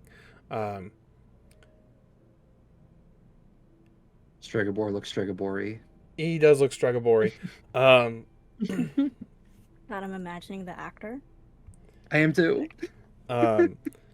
You look and you see that Eastred was ready to speak up as well. Eastred has placed his silverware and pushed the plate a bit further away from him, and he's very clearly a look of disgust of having to be here with this man. There's a very clear, he was ready to speak up and perhaps call Stregobor out on his own. How about he grows a spine and does? Your words calm the room. Stregobor's retort as you mechanically win this challenge. So firstly, I'd like you to roll damage before he speaks up. And has his defense. Take his head. We Take his metaphorical head. we crit when it matters. Yes. Oh god, what am I looking at? PDF, hello. Shadow Wizard Money Gang. Let's go. Oh my god. Did you crit? Yes. Hell yes. I think that'd be another 11. Let me double check. 1d6. Divide that number by 2 plus empathy. Fuck, okay. Math, Luna. And my empathy is... Yeah, so 11. 11. Do you have a calculator in front of you? Yes, I do.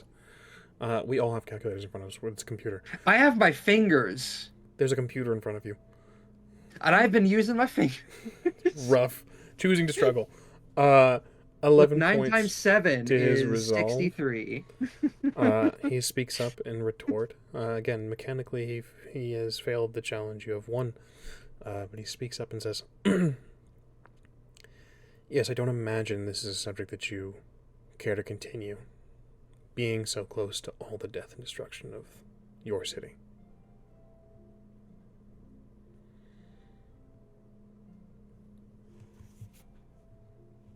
Interesting. Bear Keep will take this out into the snowy fields and punch it out.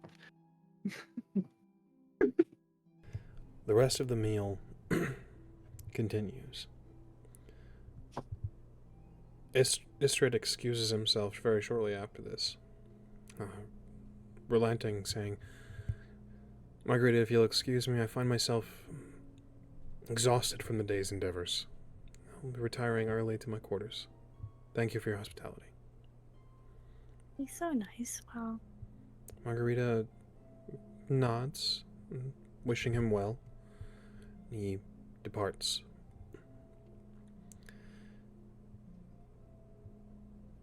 The rest of the meal, Stregobor is silent, watching, listening. Unless engaged with, he will be pensive. There are other conversation topics brought up. Lessons, journeys. People are eager to hear about your endeavors, not just the recent strife that you've uncovered, Cersei, but as well, from the two of you, Ingrid, Cersei, they wish to hear about your travels, your life, your endeavors. If there's anything you wish to discuss with the sorceresses, now's the time. Do they want to hear about the sadness that is Ingrid's life? Really? Do they want to hear about Sintra? Bear Keep? If you wish to share. I'll share whatever they fucking want to know. Understood.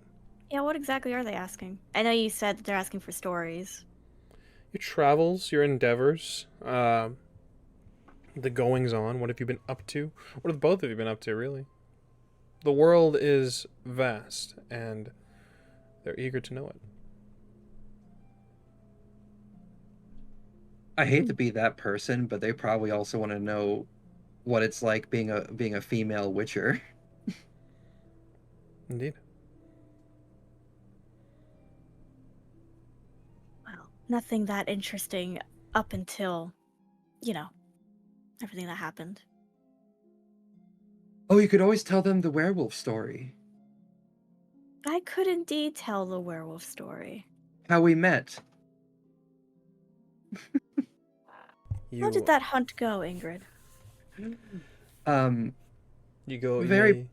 okay. Go into the werewolf story, continuing the conversation. We are going to take this moment to take a brief intermission for Tech and Bio. We haven't yet, have we? Correct. As well, we're going to just double check everything, make sure that we're all squared away and good. Safety tools are important for these types of games and these type of scenes, of course. We will see you all very shortly. See you soon. Welcome back. We last left our heroes, the larger portion of the menagerie, in conversation with the sorceresses, the mages of Aretuza. A story to regale of how Ingrid and Cersei met. Would you... give you a choice here. You can... This was not... the details of this, the finer details, were left ambiguous in your backstories. You may take this time to highlight it if you'd like, or we can brush over. So as hot in a trail of this werewolf that was stalking this noble within the city of Sintra. Um, God, I'm starting to I'm starting to forget like key aspects of it. Um, how is it going? It was like that's OOC as you're saying that. I had cornered it in one of the townhomes within deep within the city, and I was laying in wait for it. It was pretty much its lair, at least for that time, and uh, I began drinking my potions, getting ready, getting myself limber, doing stretches, um, and getting ready for combat. And when it came in, I had my sword ready. We were the fight was fierce. I am a shit storyteller when it comes to verbal talking about this on the fly. Oh God. So she's probably just going to go into a little bit more of the finer details about the fight. It went very poorly. Um, the fight breaking out of the townhome right into the streets of Sintra before finally coming ahead, with Ingrid seemingly coming out victorious against a werewolf, but at the cost of Ingrid being almost fatally wounded and collapsing just outside of Cersei's shop at the time. Excellent. Yes. Seems you are a hero indeed in your own right, Cersei. I had I had a very modest shop in Sintra at the time, and I heard her fall against the wall and then onto the ground, of course, and all I did really was some healing magic and whatever salves and potions I could pull off the shelves.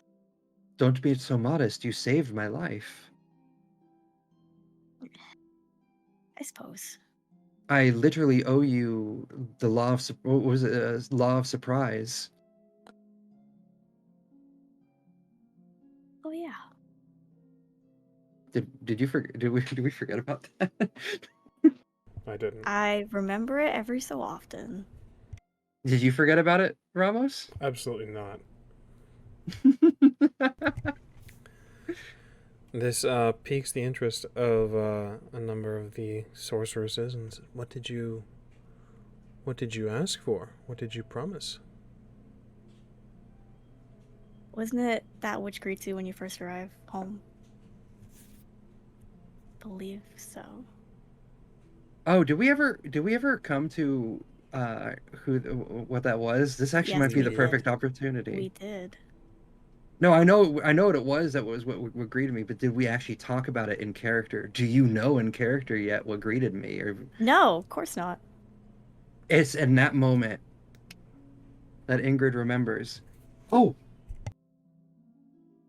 that is right. I forgot. Ramos, I'm gonna need names, a name given to me of who I met when what I meant to tell you the next time we saw each other, and things just kind of cascaded. But when I returned home, so to speak, after that, who I came into contact with was Ramos. Was a person. I found a noble waiting for me to give me a contract. Their name. Hold on. It is coming to me. It is coming to me. Jarthu of Dorian. You're gonna have to type that out to me, my dude.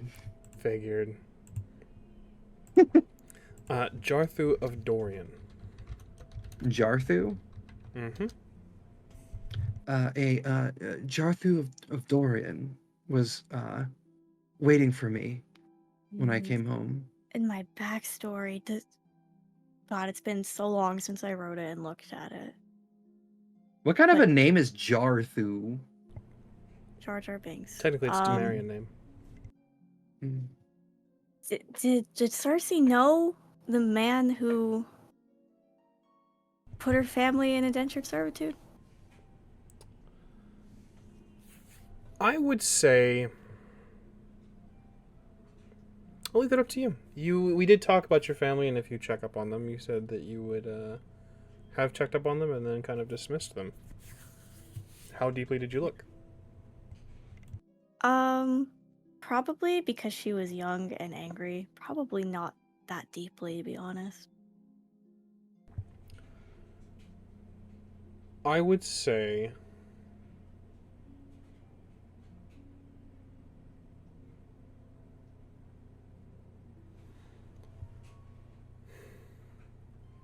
I mean, I can look at the backstory real quick.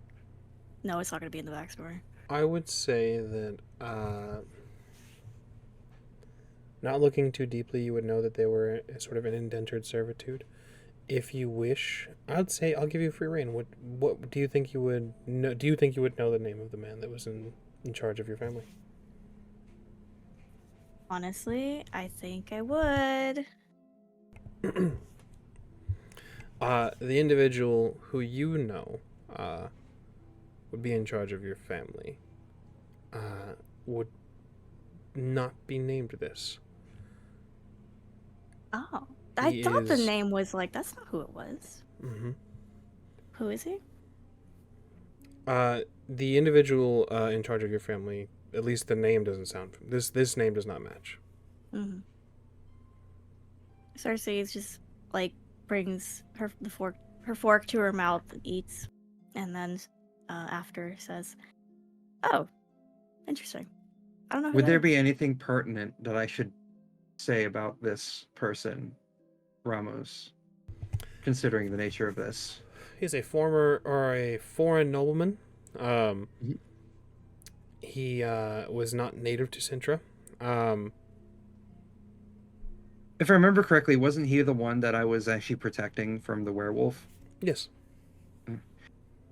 Yes, he was not from Sintra, a foreign noble, that I was actually tasked to protect from the werewolf. That he was my charge, so to speak. You know that he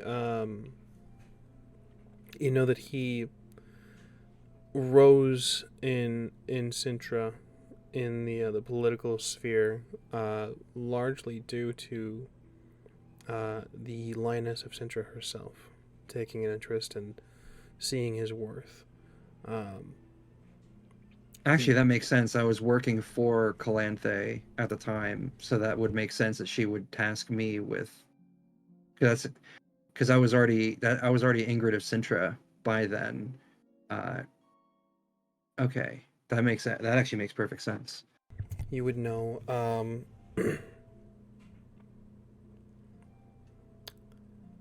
I would like you to roll a very, very retroactive human perception. Very, very retroactive What's this? perception. Just Ingrid. Okay.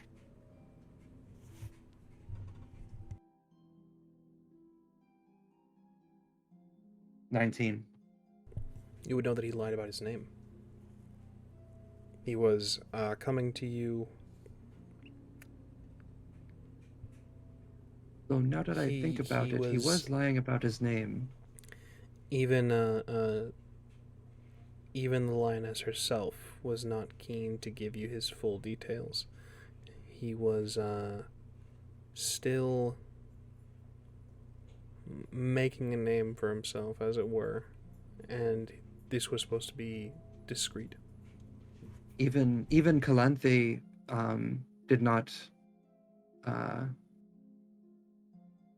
give all the details on who this man was. Can I explicitly physically describe him? You may. Ingrid does explicitly describe this man to Cersei.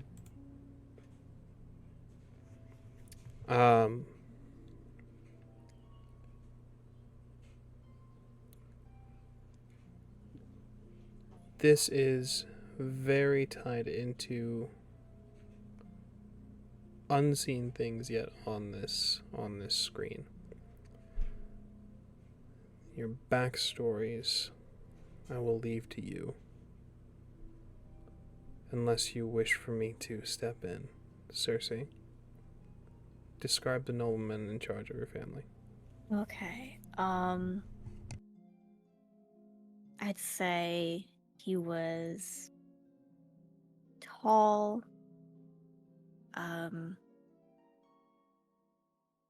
rather pale, with black hair and blue eyes, and a really, like, almost like a shark. He always knew how to bend conversations and people into his, like, he always knew how to catch his prey, so to speak.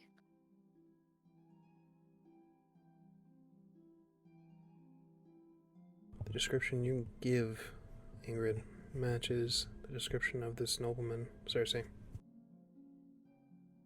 Cersei would, after saying, "Oh, I don't know who that is," and hearing that, she would, she would cough because she was drinking wine when she heard that. Yeah, and the fact that Ingrid also said that she knew that he didn't give her a real name.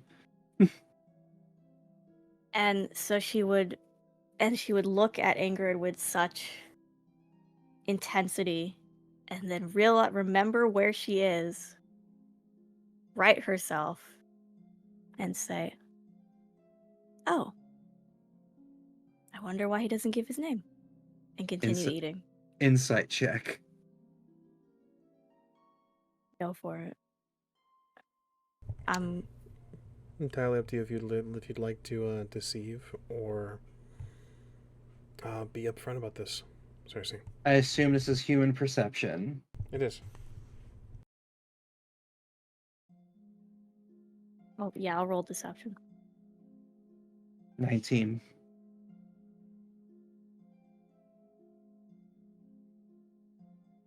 Yes. Actually, before Luna rolls, can I pump luck into this? No, you have already rolled your Okay. and given your number. You didn't Okay. need it. 16. I was actually about to pump all 8 points of my luck into it. I'll leave it to Cersei. What does Any questions about the data? what the hell's going on? Did you click it? Everything's going on. That Are was you so good? strange. I had a bunch of noises yelling at me. Oh, are you haunted too? No. Mine were on the computer. Oh. I'll leave it to Cersei. What does Ingrid see from this? She knows this person. She is very familiar with this person. And she was like, "Oh my god, the law of surprise is actually a thing." Very briefly in that moment. So initial shock. So I do notice the initial shock and then recomposure of Cersei in that moment then. Okay. Ingrid is she's not going to say anything because I feel like she's already said enough in this table right now that's like going to rattle shit. So she's going to just like whisper, like not whisper, just like mouth. Are you okay? And taking a drink of wine, she's gonna do the slightest nod. And- Tiniest nod. Ingrid is just going to say later and whisper mouth speak. Whisper mouth speak. Whisper mouse speak. I'm sure that wasn't suspect to any of the people around us. Indeed. Oh, right, we are surrounded by people who do political intrigue on a consistent basis. Indeed. Very fantastic. I cast mouth speak. A number of the mages chime in. They seem to know this individual, or at least have heard of him. Disappeared after the sacking of Sintra. Just presumed that he's gone, either dead or living in hiding now. Knowing that this conversation is bothering Cersei, at least to a degree, or at least she believes it's bothering Cersei to a degree, she shifts subject from the nobleman himself and takes the opportunity that the sacking of Sintra was brought up into mentioning that she was there when it happened. And then she's going to start talking about the story of the fall of Sintra, that she, from her perspective. Understood. Arriving too late, being worried about Cersei, seeing Calanthe fall, all of it, and then her retreat from the city. Pull away a distraction. You do this. Cersei, we're going to peer into your mind. Okay. What are your thoughts? Cersei has a lot of when Luna gets bad news and is trying to mask, I hear a lot of white noise. So Cersei is not hearing any of the story. She's just on autopilot, eating and drinking and nodding and smiling, or not nodding and smiling, but being like, "Oh, that's so sad."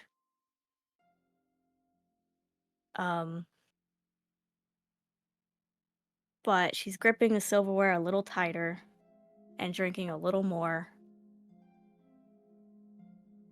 And has a lot of questions, but none she can. Understood. I would like you to make a roll for me. Oh no. I want you to roll your choice of either social etiquette or education. They're the same. I'll roll social etiquette. Is Aurelia into my story? Seems to be. You have the attention of most people at the table. Hell Includes yeah. Dragapore. Let me mask my BFF's trauma with my own trauma. 19. 19. Cersei, you know a little bit more of what happened to this nobleman. You didn't peek too much into your family's debt collector, we'll call him. But he was easy to track once you could pin down names. He's changed his name twice. One, when he rose from nothing to serve in the Lioness of Sintra's court,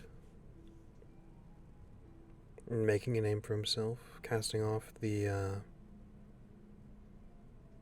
humble beginnings.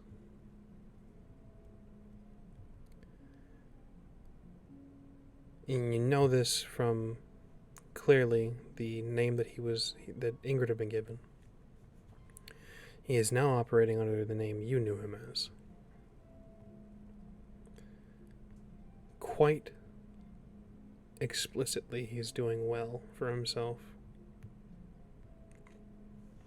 He has been appointed a high position in what used to be Sintra, working for the Nilfgaardian Empire, of course. He's still, now, under his new government, his new kingdom, we'll say, still enjoys the life of a nobleman, still enjoys all of its intricacies, all of its fineries,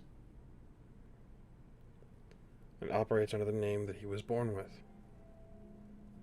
Vasov, proudly proclaiming of Sodden.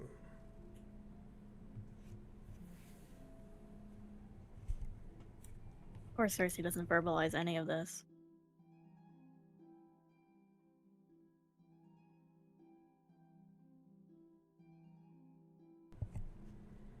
Your story comes to a close, Ingrid. I look at the people around me and then to Cersei. What do I see from Cersei in that moment as my story comes to a close? Oh, the same. Like, she was paying attention. Just like, wow, it never gets easier to hear. Good mask there. That's the whole point. Hmm.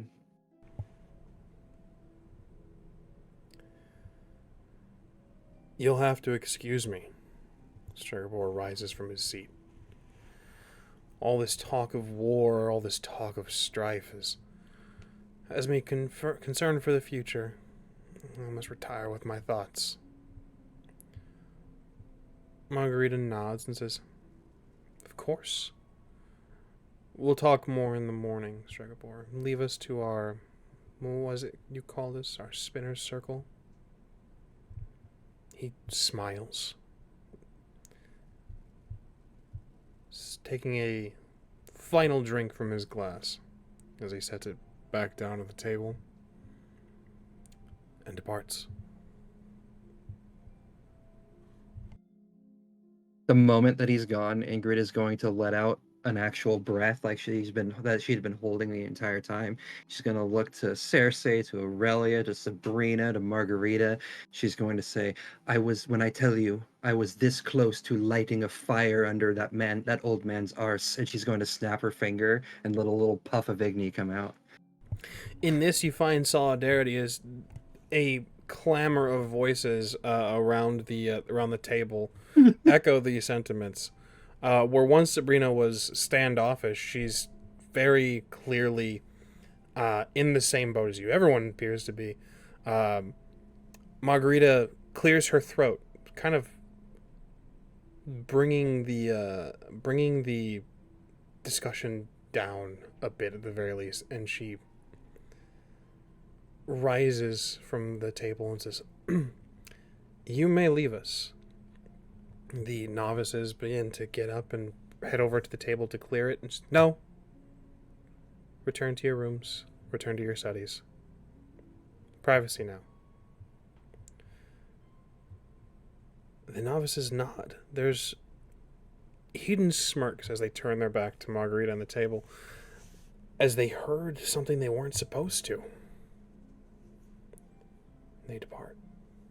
And you are left those alone. novices, those 3 novices that I like, that I think are cool, that I gave the advice to, I want to give them a little bit of a wave as they depart. There are smiles. There is propriety, as all eyes are on the novices as they depart at this point. But they give smiles and nods as they leave, and you are left alone with the sorceresses of Aretuza. I made them cool kids that day.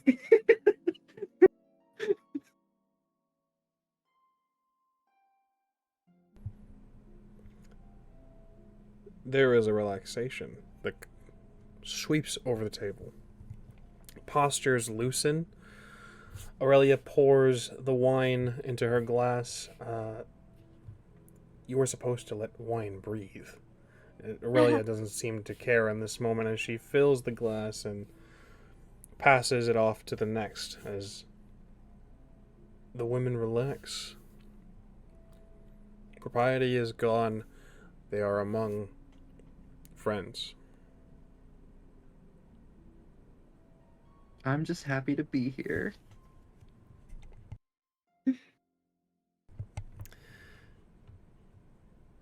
There is echoed sentiments now that the novices are gone and Margarita has dismissed them. echoed sentiments of their distaste for their most esteemed guest, Stregobor. They can speak freely now, and I will regale them with the story of me throwing a painting at him earlier. I am fucking proud of that. there are questions of, did you see it? Did he get hit anywhere? There are it's a I hesitate to say gossip circle at this point, but they are certainly discussing moments where they've one-upped Stregobor, or histories of him embarrassing himself, things of that nature. Margarita ensures all the doors are closed. Aurelia rises, and taking her glass with her, she helps her seal the doors.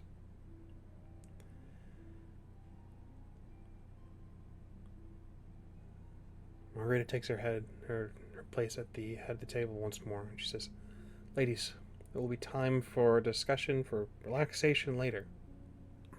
For now, we have guests. We have some important matters to discuss. Ingrid, Cersei, I hate to bother you more, as I'm sure you're tired of reliving this, but all of us here would gain benefit from knowing your strife the past few days. What happened in Vizima." You want everything? As much as you can tell. So there are these higher vampires that were infiltrating the city, that we found out about after we had taken out some Nilfgaard scouts. Which, now that we found out about the Nilfgaard invasion, it makes sense why we saw the scouts there. Maybe the Burgermeister should have done a little bit more, but that's neither here nor there. But anyways, I'm rambling. I'm going in circles. Oh my god, I circled myself there for a second. Okay. But yes, there was higher vampires. There was a masquerade ball. We fought their leader, Renwick, who is... Ingrid trails off for a second. Do you recount the entirety of the story? Yes, 100%. Unless Cersei stops her at any point, she's just probably going to pop open her journal and start recounting everything from when she arrived at Vizima. Oh, she would not let you talk about Elodie.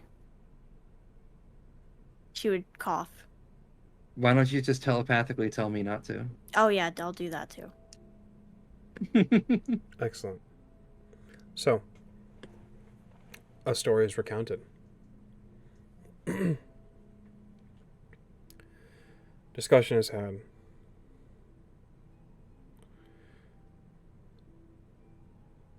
What do you plan to do? Honestly, with Margarita's hospitality, I hadn't thought about even tomorrow. Just figured I'd make myself useful here while figuring out what's next. Likewise. Rest, regroup, and then decide when the energy is right. When the vibes are good, sorry. When our hospitality is open to the two of you for as long as you need it. But there must be actions taken. If what you say is true, and we're all inclined to believe you, this Renwick is incredibly dangerous and serves to put a danger not just to us or you, but to everyone. The moment that they say that, Ingrid is going to clear her throat. And she's going to say, to add to the level of danger, I'm going to recount to you a story that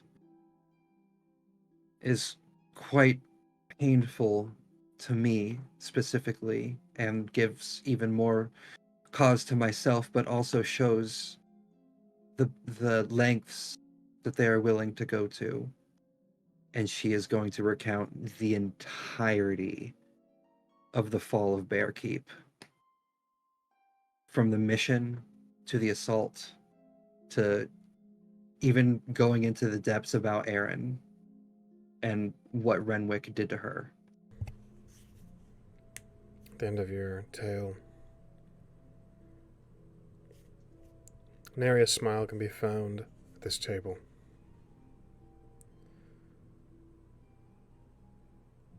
Aurelia speaks up and says, "Well, it's settled then. Something must be done immediately." Margarita, a bit clearer-headed, says, "Yes. But a plan must be formulated."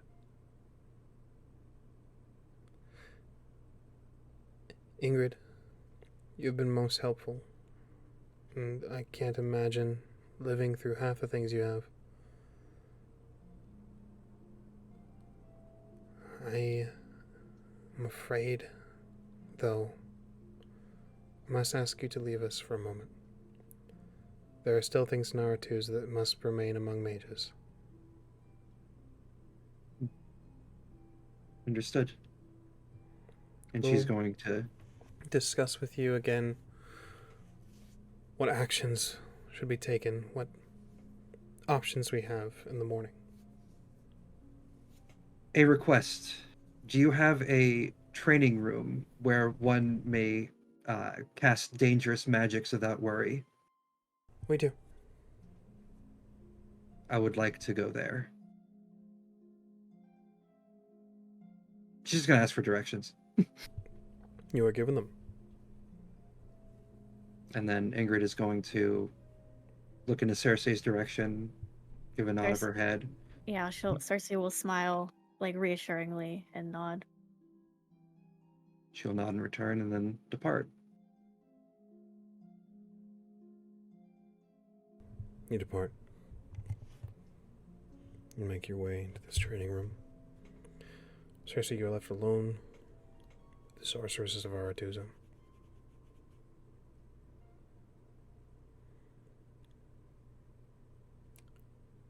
Margarita speaks up. Ladies, you've all been informed. They nod. In this moment, I'd like a human perception roll from you, Cersei. Okay.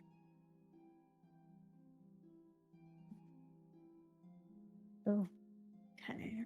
Ingrid's just in that training room, practicing copious amounts of igni forms. There's so much fire happening there.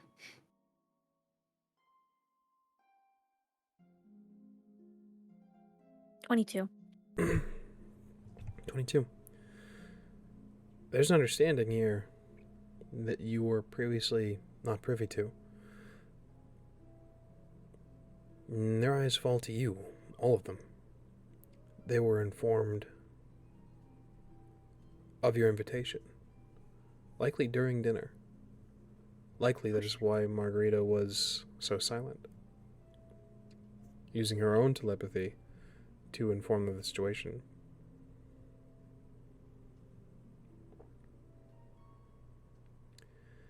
Margarita looks around the room and says, "I will not waste all of your time. You are all informed of our proposition, our newest inductee. You've all voted. Cersei Aveline,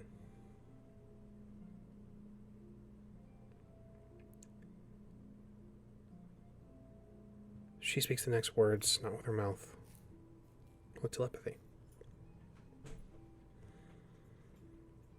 I have but one question for you. Do you swear to serve magic and all of its interests outside of politics?" I do. "For the betterment of chaos, and for the pursuit of knowledge, in the magical world, for all of the continent and all of humanity. I do.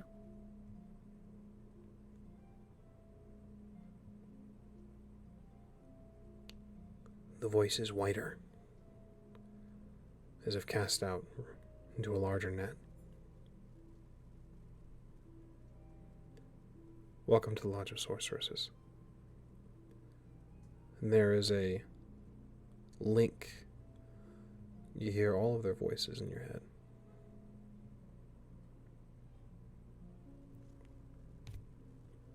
They just speak 2 words as they raise their glass. Cersei Aveline. They take a drink. And that is where we'll close today's session of Witcher Ways of Old. We thank you for joining us. We hope you'll join us again next week, Monday, where we'll be returning to see what could come of Cersei's induction and Ingrid's tale. What will our menagerie do? Join us next time to find out. We, of course, have been the Rolling Nomads. Before we jump into my spiel, though, let's get around the table. Cersei. Hey, I'm in the club now. I'm Luna, or druidbynight. I stream at druidbynight, and I'm also on TikTok and Twitter. I've been Cersei Aveline. Excellent. Ingrid. Hello, everybody. I am the Azure Butterfly, or Azure for short, simply Rachel. Find me on the Azure Butterfly .ttv. I and all the social medias at the Azure Butter one, except for Blue Sky, which is the Azure Butterfly, which I need to just. Did you get my thing wrong? I put It's a space the in Azure the... Butterfly. But yeah, I play Ingrid of Sintra, the Bear Witcher. This has been a lot of fun. Excellent, excellent. I, of course, have been your story guide, your game master, Gilbert Ramos. I'm found everywhere at Ramos the Nomad. And we, of course, have been the Rolling Nomads. You can find us right here on Mondays for more Witcher's Ways of Old, as well as Tuesdays for Baldur's Gate, where I'm doing a solo run, Wednesdays for D&D, where David leads us down into goblin encampments, and we are doing diplomacy. Thursday is Azure's Horror Corner, where Azure takes the reins and does a lot of the horror games. We just finished up Silent Hill 2. 3. Numbers are hard. Unless you want to go back to Maria, we still have that DLC to play absolutely through. Fucking not. We still have the DLC to play through where we play as Maria. Fuck your DLC. We, of course, like I said, we finished up Silent Hill 3, so what's next on the docket is up to Azure. I'm not sure what you've got planned. I'm playing Five Nights at Freddy's Security Breach Ruin, though I'll openly admit the DLC isn't doing it as much for me as the main game was, so I'm kind of like debating switching it up here and there for my solo ones. When I can get Luna to join me, we do Haunting Ground, which we are still making our way through. And when it's the 3 of us, I would like to actually go into Silent Hill Origins, which is a PS2 port of a PSP game with some interesting shifts with the Silent Hill setting and mechanic that I think would be kind of interesting to get into, since Ramos is now experienced 2 Silent Hill mainstay games. Excellent. Fridays are kind of a weird free day for us, and I will be apprehending these 2 for an actual play over on the Onyx Path very soon for Fridays. Just a short 3 to 4 shot, but that's our schedule. Of course, you can keep up to date with us on Twitter at _Rolling Nomads, and that's the best way to keep up to date with us for our late starts, our new scheduling, our new programming, all that good stuff. So that mysterious Friday thing I just mentioned, that'll be brought up over on our Twitter. These episodes will go up on YouTube, youtube.com/Rolling Nomads. And that's us in a handbasket. I have to run because I have to get to work. So, thanks for joining us. We appreciate you guys so much. And we will see you guys next Monday. same time, same place, same heroes. We'll see you then. Bye, everybody.